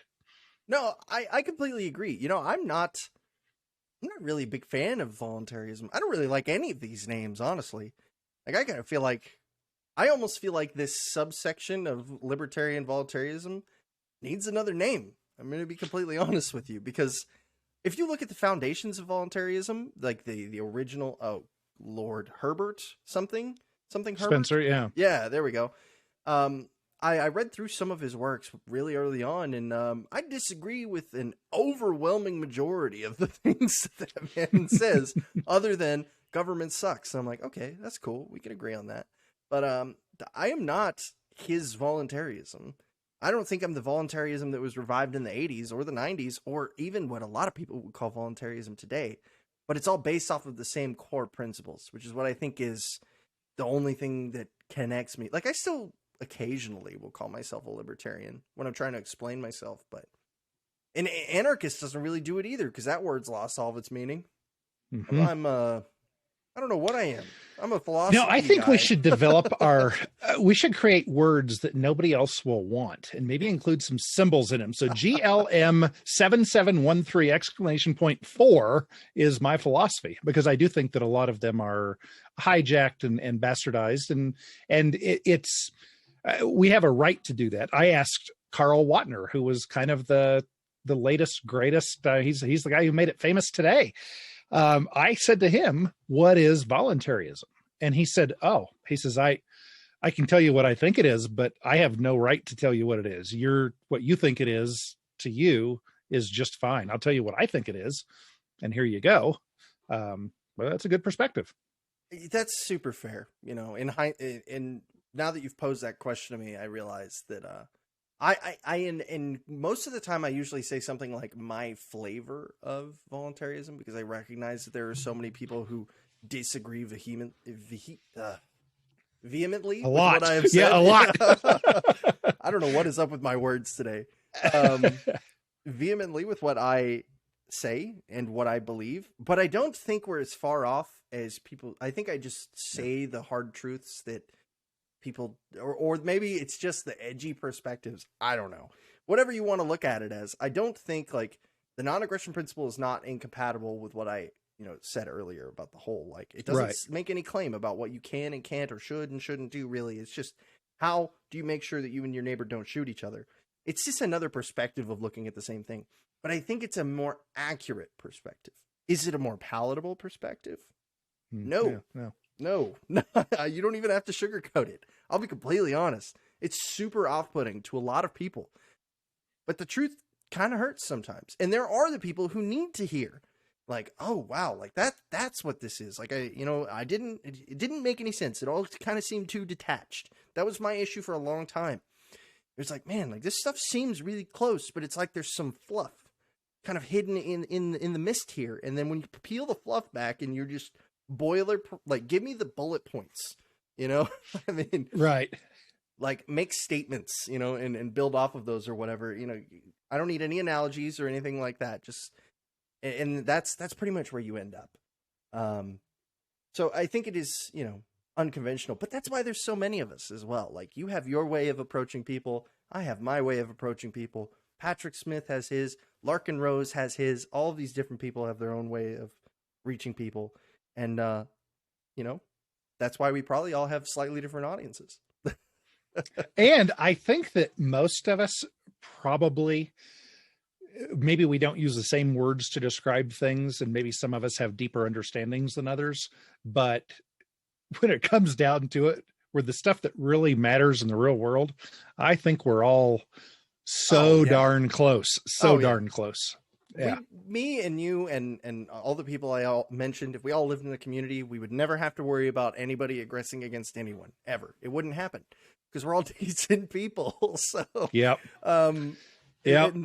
That's the most important thing. I will 100% agree with that. As much as I love to get into the weeds and be like, I think you're 0.01% wrong on this. At the end of the day, if you're 99.99% of the way there, I won't push you any further. If you want to go further, I'm more than willing, I'm the kind of person who will have that debate. But 99.99% of the way there is close enough for me. Yep. Just don't aggress against anybody, please, because I don't want to have to deal with that. So yep. Yeah. Oh, and it's as you said earlier, it's a personal choice and there are consequences. Yeah. You can take 2 pounds of meth and a pistol into an airport once. There's a consequence. There's a consequence to that. And whether there should or shouldn't be, there is a consequence. And you get to do whatever you want, and there will be a consequence. And I think that's kind of what our philosophy is trying to explain or get deep into is what are the systems around if somebody does something bad, how ought society to view that, and what ought, and when I say society, I mean a collection of individuals, not a soup of individuals, but a salad of individuals. What ought it be acceptable to do? Ethics is all about finding ways to deal with conflict between people. If there was no conflict between people, there would be no need for ethics. We would all get along. Everybody would share and be hunky-dory and throw parties. There would be no violence. It'd be a utopia, right? But it isn't. And that's, like you were saying, that's where we have to get into the nitty-gritty. And it's not for everybody, right? Like there are so many people who live under systems that were created by people that they will never understand or know the faces of or anything. And if you are living your life right now, 99% chance you'll have no issues living in a voluntarist society. None at all. Maybe you might want to carry if you don't. That's basically it. I think you should anyways if you're not, well, maybe I shouldn't say that. If you're a responsible adult, you probably should. If you're not, don't, please. Please. But that's probably the best way of putting it. So I 100% agree. Like there is a line where it becomes almost being nitpicky, but it's fun. And I think we have both we happen to have selected that as I don't know if the hobby is the right word, but it's an area of interest. But one of my friend's dad, his area of interest when he retired, he was an accountant. His area of interest is dealing with noxious weeds and learning about the chemicals behind it. And to him, that's an interesting and exciting hobby. For me, it's philosophy, but we each have our thing. And if somebody else likes to watch sports ball and such, then great. Are you a sports ball watcher?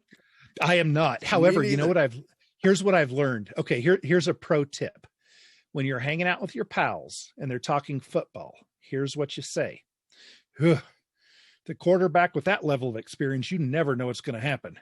And it works in every scenario for every team, anytime. And they just look at you and go, yeah, that's true. And then they'll start naming all these people. So that's how I've learned to be a chameleon and fit in. It's such a non-committal statement. It could be experienced or rookie or somewhere in between. Yeah, it's good. Yeah, well, the way Bledsoe's been doing it, I'll tell you what, boy. Oh. Well, okay, so I feel like I've officially beat the dead horse into non-existence. It's a horse puddle at this point. So I know you have one more thing that you wanted to go over, and this is kind of it kind of leads into something we've already talked about before that I think would be great if we could talk about today. So if you have the time, I would love to go over it. All right. Absolutely. Awesome. This is the loan. Yes.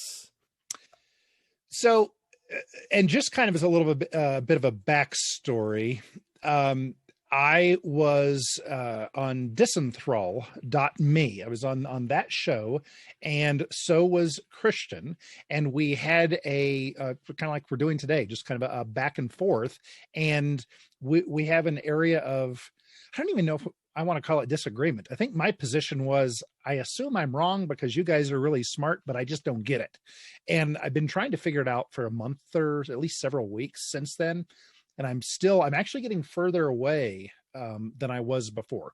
Our argument was, when I say argument, I mean a fun intellectual one. Our argument was essentially, can you steal Bitcoin? And as I understand the argument, Bitcoin is just a series of ones and zeros, and they're not scarce. Therefore, Bitcoin is not property. And if something isn't property, then you can't steal it. And we agreed that if somebody has a set of keys hanging, and we're talking about the old-fashioned door keys hanging from their belt as they're walking along, they're kind of rocking the whole janitor look, and you have a nice high magnification camera and you snap a picture of the key, and you now have the recipe to that key, and you could go make your own key to fit into their house door. I think we all agreed that you have every right to go out and make a key like that. That's intellectual property, and most libertarians believe that intellectual property doesn't exist. Consistent ones. Yeah. Sorry, I just had to throw that out there.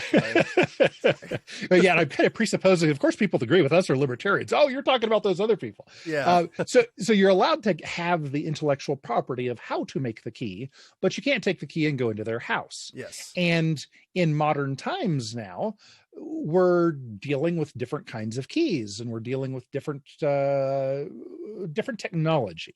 So here was my scenario. Christian loans me $100, and I give him a piece of paper that says, I owe you $100. And by the way, this note that I'm handing you, it's transferable. I think that Christian can, if he doesn't want to have the bother of collecting from me because I'm a deadbeat, he can take that note and he can sell it to some third party. We'll call him Lysander. He can sell this note to Lysander, and we'll say Lysander says, yeah, it's going to be a headache, but I'll give you $90 for that note. And then I think that Lysander can now bring that note and say, Sheppard, I need your $100. I believe that's absolutely morally, ethically good. Would you agree? Yeah, that's entirely within consistence of contract theory. I won't say contract law. Yeah. Yeah, the idea that we agreed this piece of paper represents an agreement between the two of us, and you said it's transferable, so it's transferable. So no problem. Okay, so now let's say that same not the same IOU. Instead of an IOU, Christian gave me the money. And instead of me writing it on a piece of paper, I sent a series of ones and zeros in the form of an email saying the same thing. I owe you $100. Whoever shows me this email, and proves that it's them, that person gets $100. And I think that is just as valid as a physical piece of paper. And I don't know if you disagree yet or if it's the next one. No, it's completely fine. Just like a verbal contract. There's no piece of paper in a verbal contract. It exists as a concept, an agreement between two people. If the email says, I will pay you back $100. This is transferable, and you've both consented to this. Then there's nothing else. It doesn't need to be property, right? Okay. So now the twist that we're putting into this scenario is, what if this loan wasn't cold hard cash? It wasn't gold or silver or Federal Reserve notes, but instead it was a digital loan. It was the money was sent via PayPal or cryptocurrency or something like that, but it wasn't a tangible physical thing that can get wet. Is that, do I still owe $100 to the bearer of that digital note? Well, so the real question is,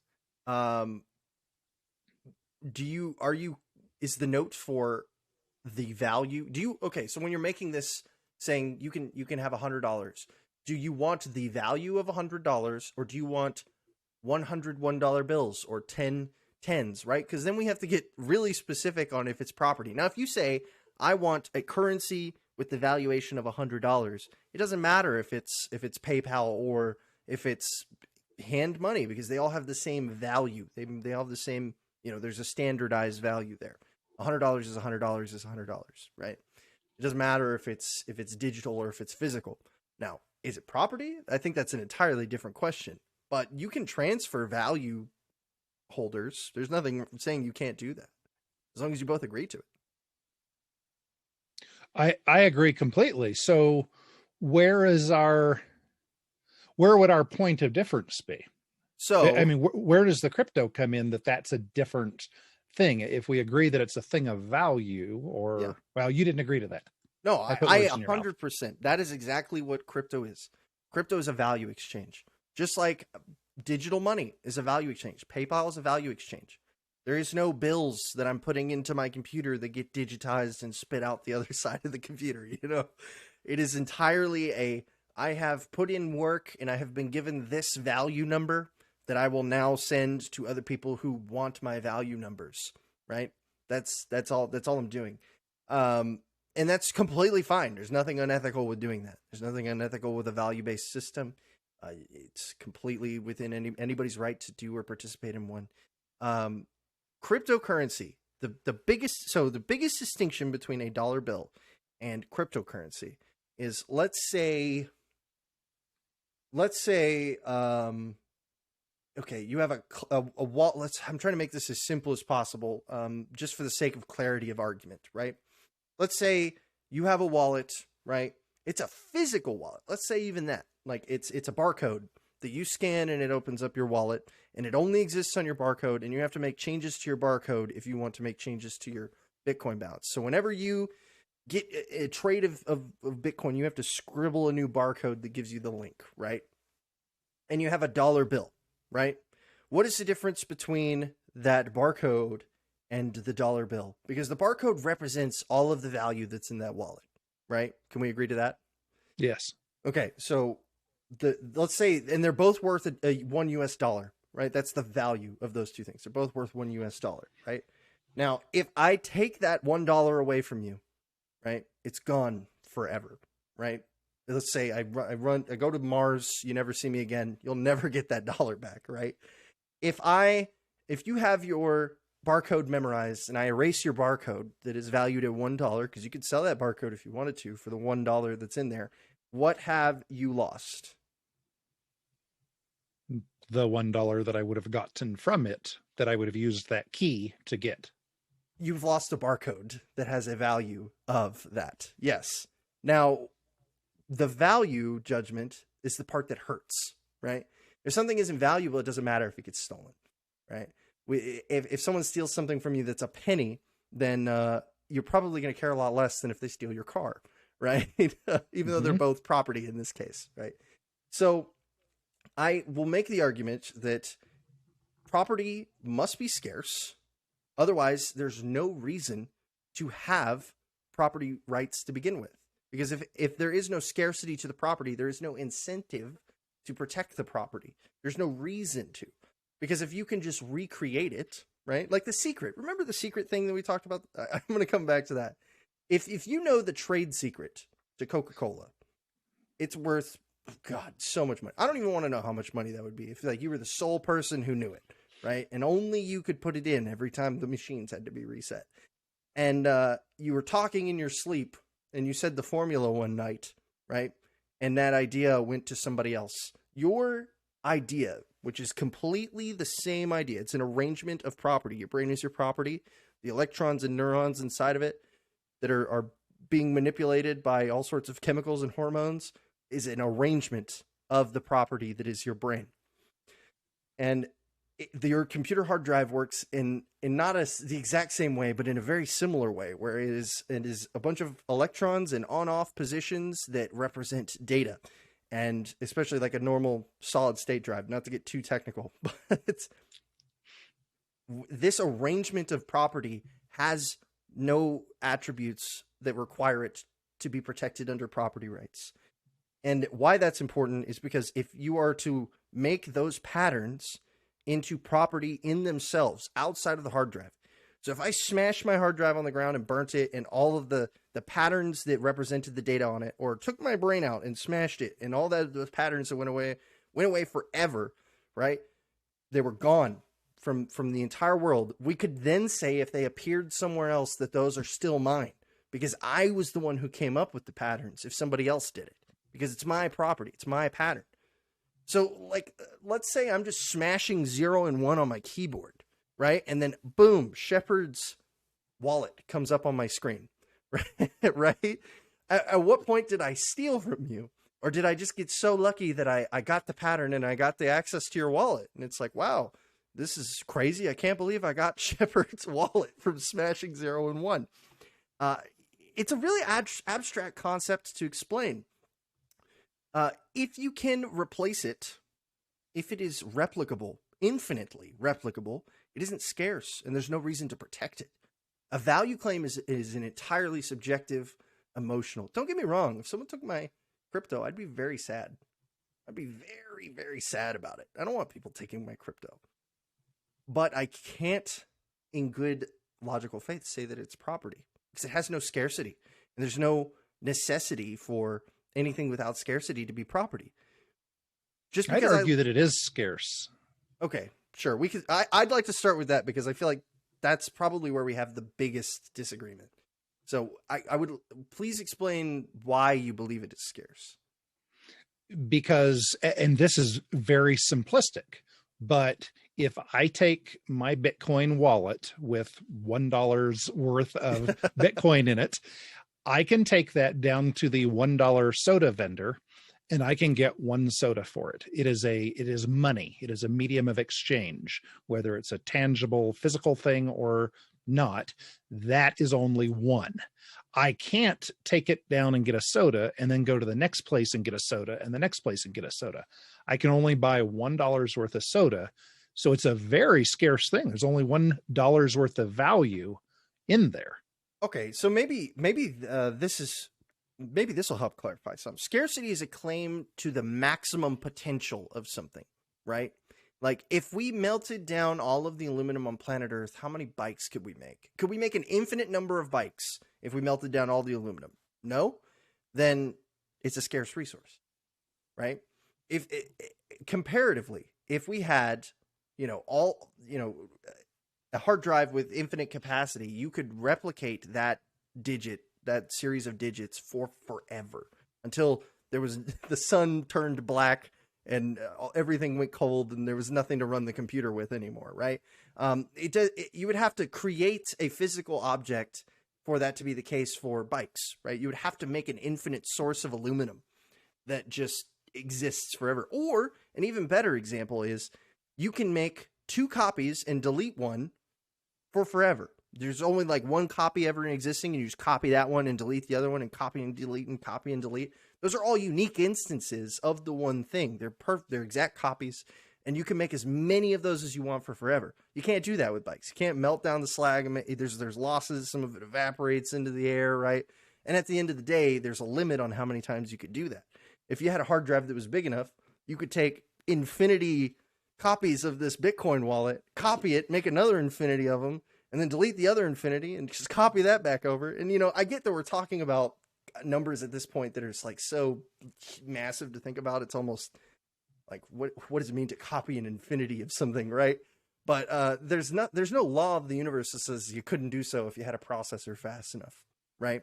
Yeah, I'll trust your technical ability on that. Yeah. And that's the fundamental distinction. There can only ever be so many bytes, right? But the ones and zeros aren't of any value to me. You can go write all the emails you want to your friends with those ones and zeros.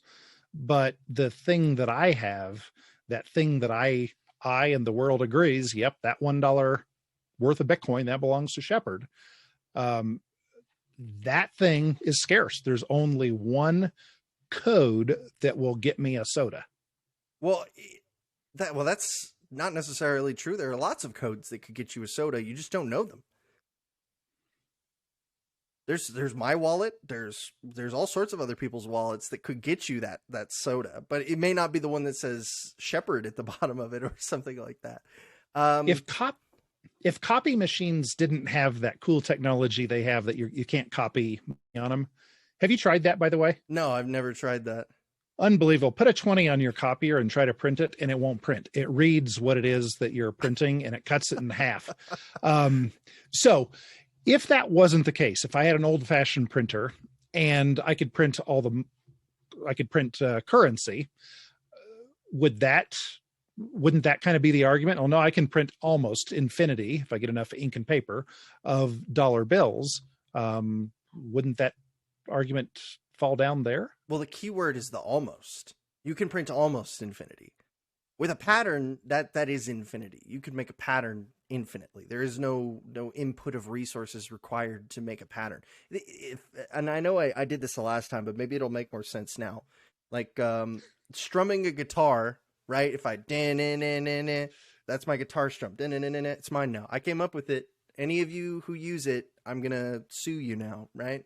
It's my guitar strum pattern, and I can do that without any input of additional resources for forever. I could save the MP3 of it. I could make 1 billion of them, right? Those kinds of things. Now, if I made a CD with it on it, I can only ever make so many CDs. There are only so many CDs in existence. If I live for forever, I could strum on that guitar until the guitar disintegrates onto my hand and then all I need is another guitar. But that's that's an arrangement of pattern on property. So, I could air strum it. It'd be the exact same thing. It means the exact same thing. I could air strum it for forever if I was immortal. So printing your infinite dollars, right? You're practically infinite. So close to infinite.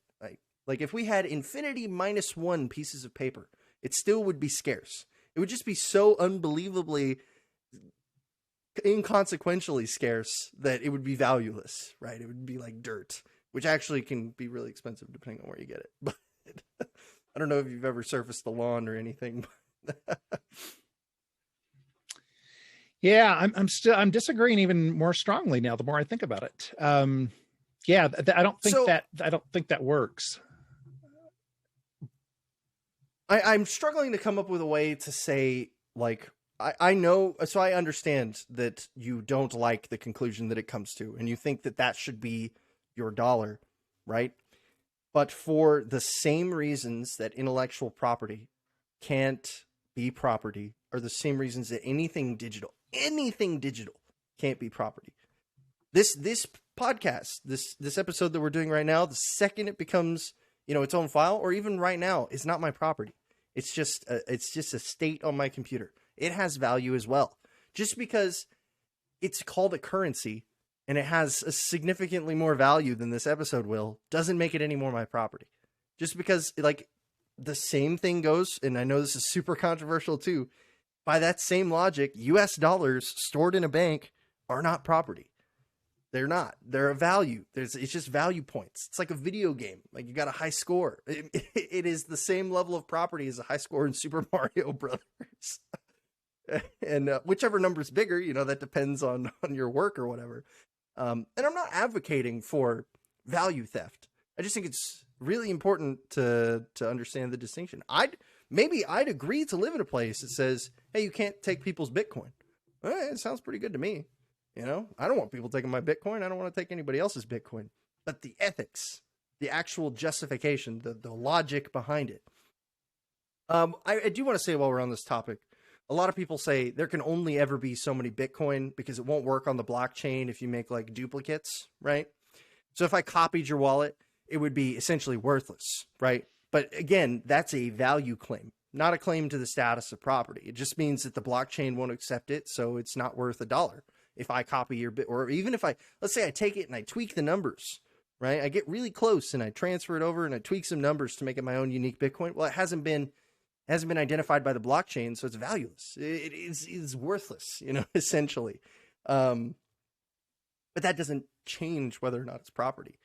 I don't know if I'm going to convince you on this. I was hoping maybe, I want to be. All I care about is the truth. Like, I want to be convinced. I just need an argument that is that gets me there. And I'm trying to think of analogies that, and when I thought about the idea of the radio station as having a giveaway, and somebody calls and sure enough, they're the third caller, and the radio station says, okay, you win. Just when you come to the front desk, tell Lucy that your code is 347.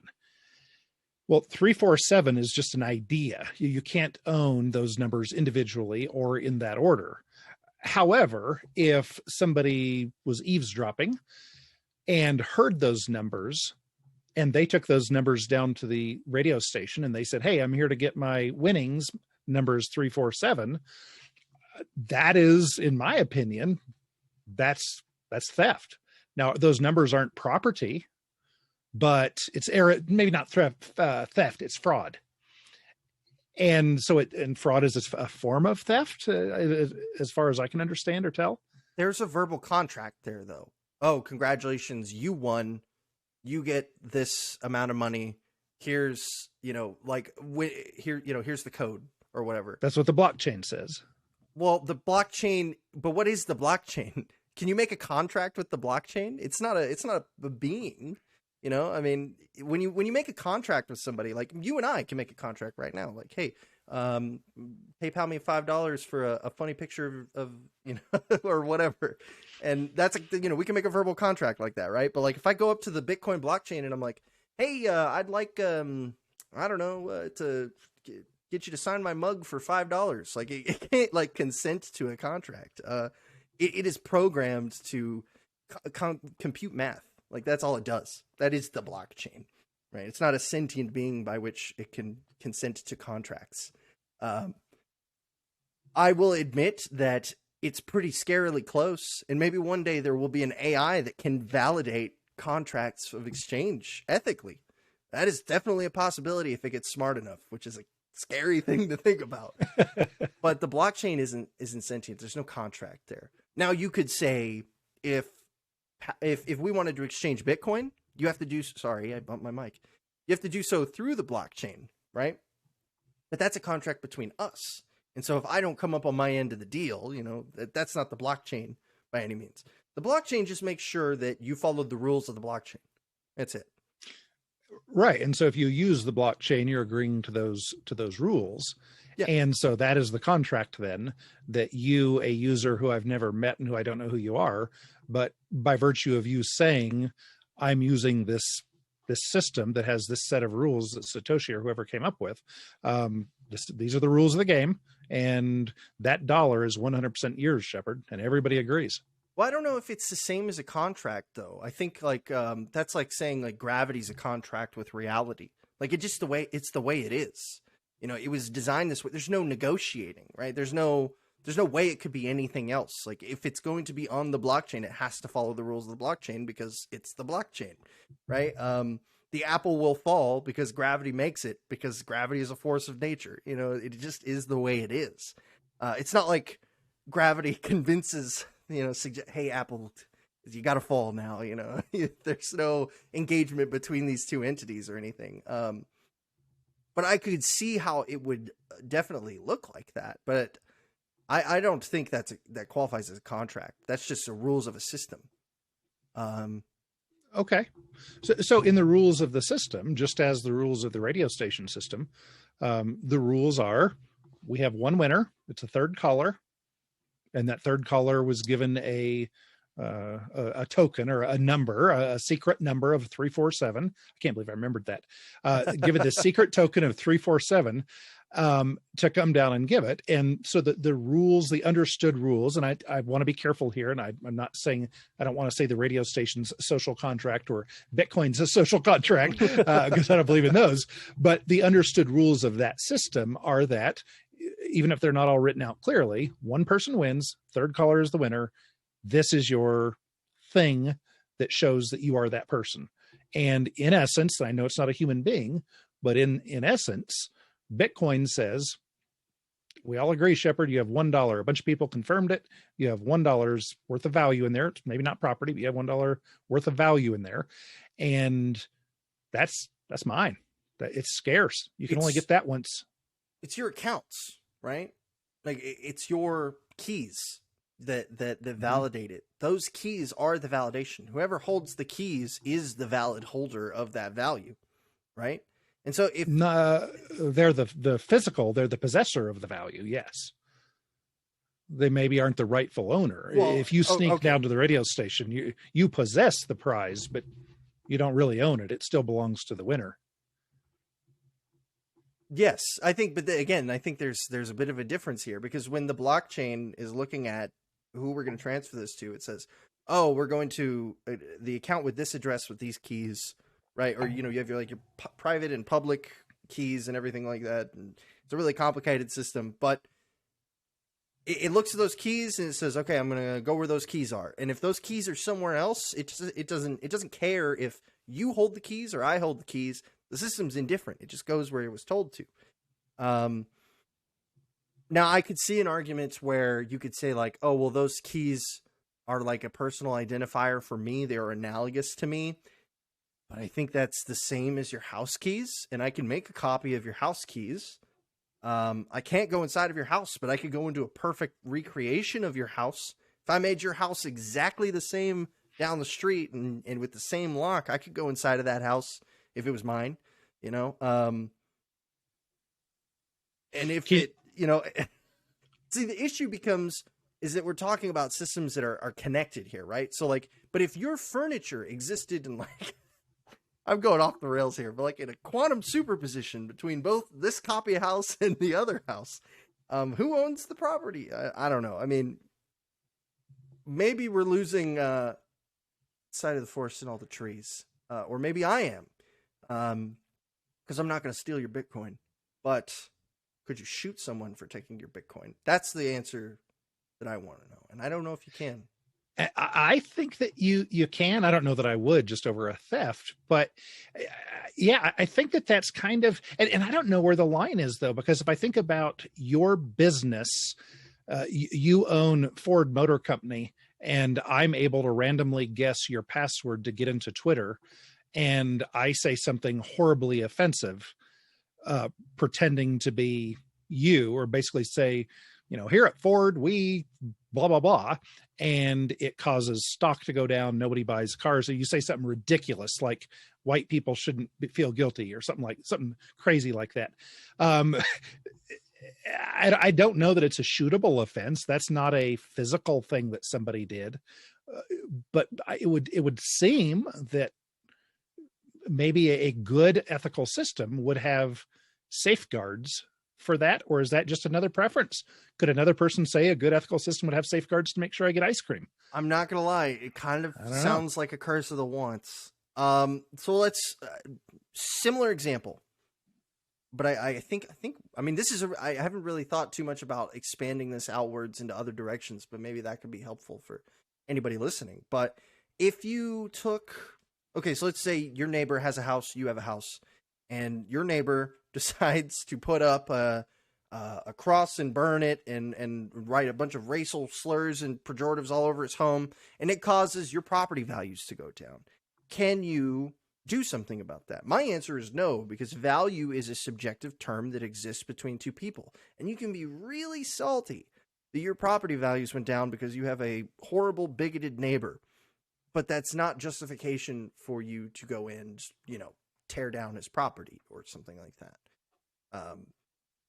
You could get really sneaky and try to get into the weeds and be like, oh, the smoke from the cross is causing illness to my health, or, you could try all those different things, but just strictly let's look at it from the perspective of like property value or inflation. This is a good example too. This is almost analogous. If me and you agree that this thing is worth $1, and then I make 1 billion copies of it, what have I done to your property? Nothing. You still have it. You could trade it for me for $1 if you want, but I think that thing's worth like at least 1,000 of mine now. I don't know. It's difficult to say. It's not like we are the holders of the value. We just hold the property. We don't hold the value. The value is it's up there somewhere. It's in the human experience, with all those wants and dreams and desires. It's ephemeral, and entirely subjective. And because of that, I don't think you can base any ethical claims of action or inaction or is this a violation of the non-aggression principle off of it. Goes into the same camp as like thought crimes at that point. It's just feelings and all these other subjective things. But value is what hurts. That's the hard part about it. Value is what hurts. If your property's worthless, you don't care. If your property's worth a lot, you care all of a sudden. They're both property, right? But it's the value that makes it hurt. It's difficult. Yeah.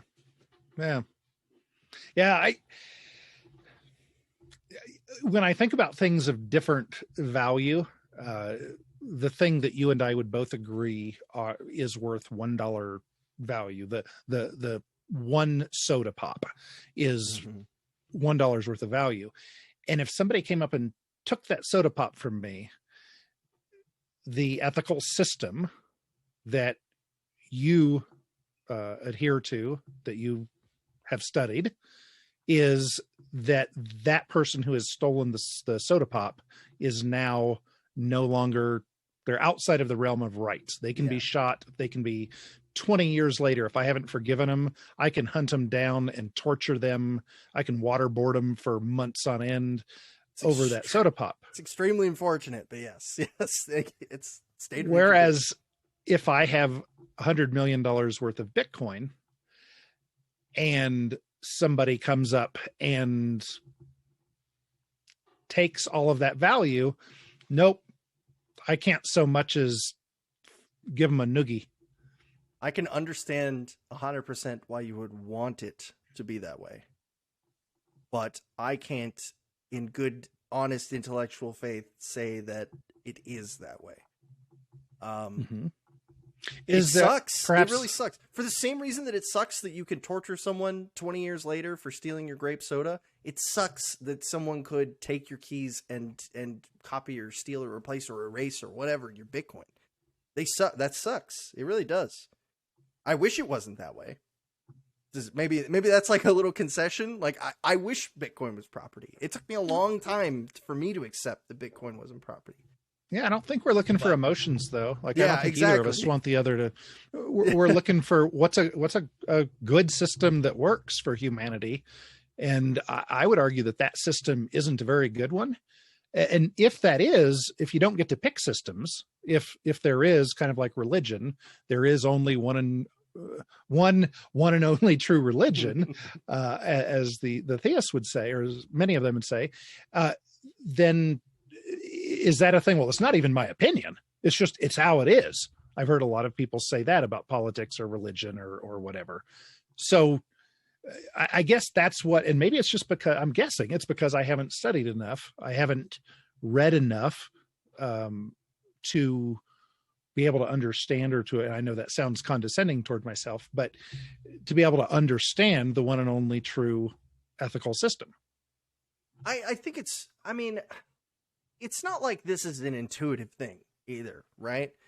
Like we've been, especially if you've grown up in the era of technology, like me, right? Like there was a very small period of my time up until like junior high when there wasn't an iPhone, and forget kids who were born like in the last 5 years, like all they've ever known is the smart connected world. Right.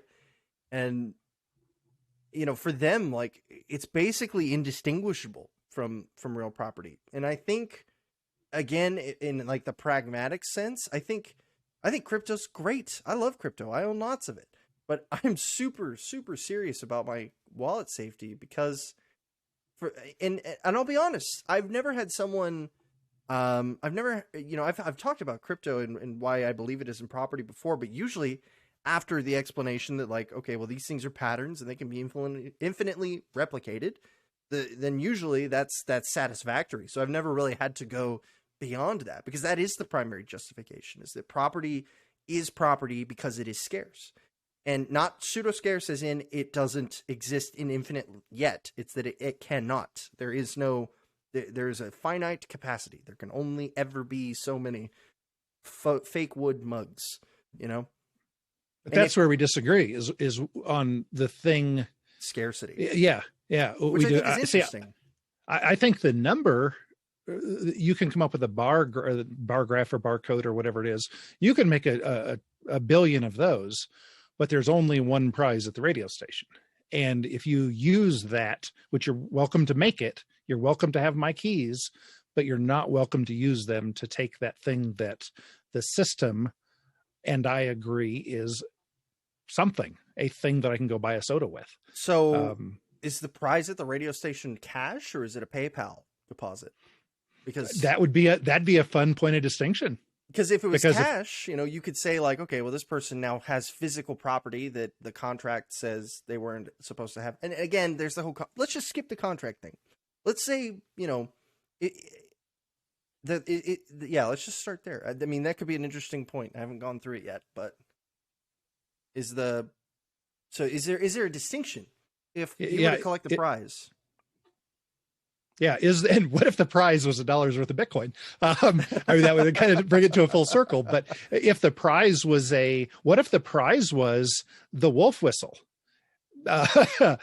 And that collection of notes and timing, that was the prize. Well, we would agree that that's intellectual property. It's a terrible prize. And it's not scarce. Anybody can go out and do that. Anybody can use a wolf whistle because obviously women like wolf whistles and it makes them attractive to men. So anybody could use that to go out and acquire a date. Whereas if the Bitcoin, the barcode, only one person can acquire it, can use it to acquire one soda's worth of Bitcoin. So I think that since it's a token, and I don't want to use the word token because I think that has a technical meaning that I don't understand. So I'll stay away from that. I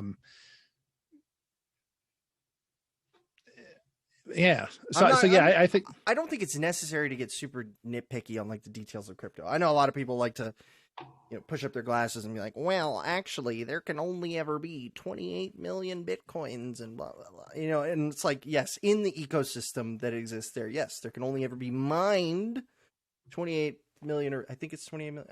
I'm going to get corrected now because I probably said the wrong number. Yeah. 21, 26, 24. 20, so yeah, somewhere in there. It's got a 2 in it. It's a lot more than I'll ever have. And, I don't think it's necessary to go that far. I really, because me either. Like I'm trying not to say the same thing over and over and over again.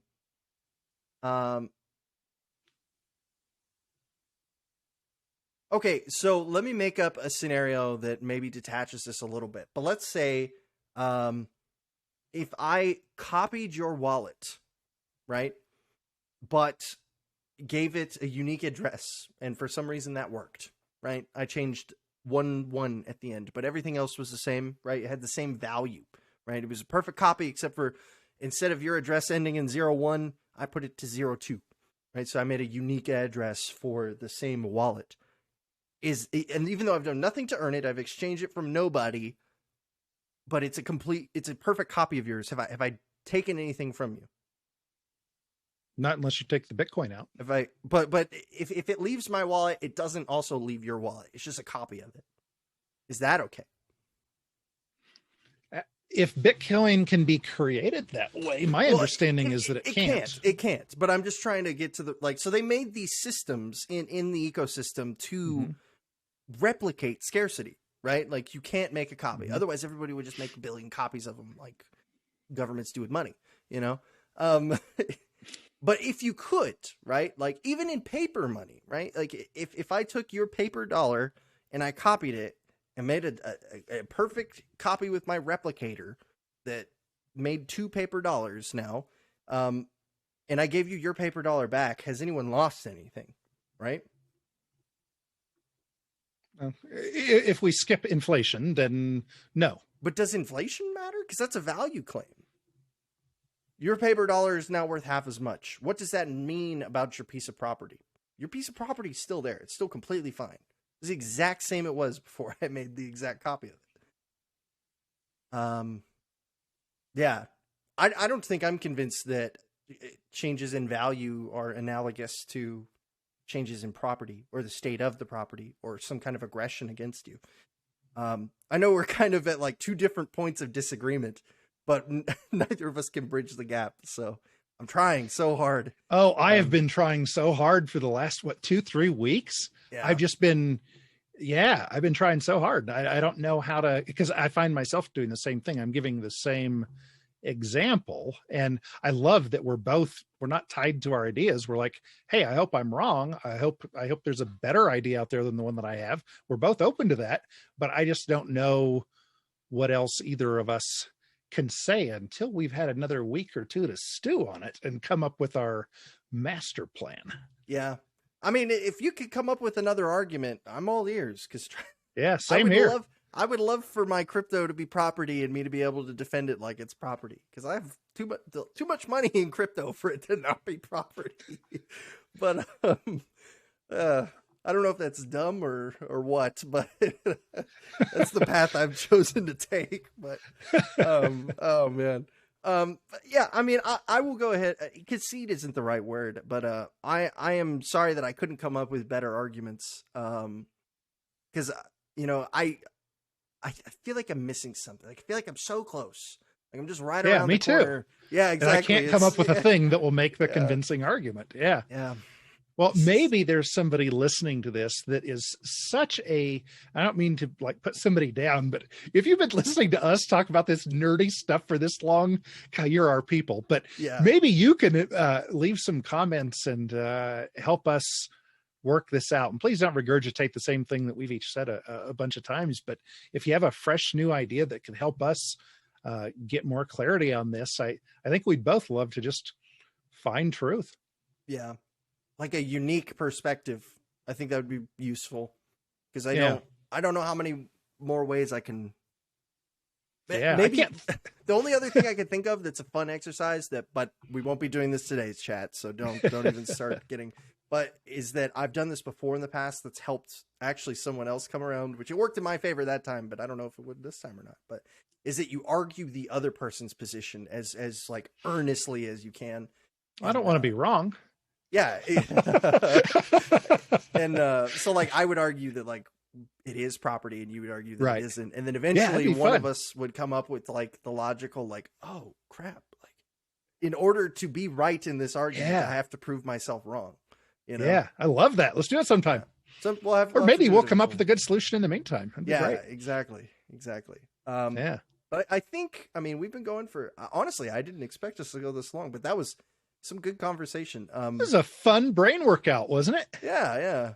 I'm forgive me anybody if I got a little lectury towards the middle there. I just like get really passionate when I talk about like why ethics matters. So I had to kind of catch myself a part of the way through there because I was like, I've talked for like 10 minutes and Sheppard hasn't said anything. Oh, it's awesome. It's awesome. I love it. I think we're all learning stuff here. That's a good thing. Yeah, exactly. Well, do you have any closing words that you wanted to say to the people before we wrap up here? No, let's all just keep thinking and let's keep talking to each other and let's be vigorous about it. And gosh, if we can all just do what Christian and I are doing now and hashing it out, and like, if we could all just keep doing that, it'd be a pretty cool world.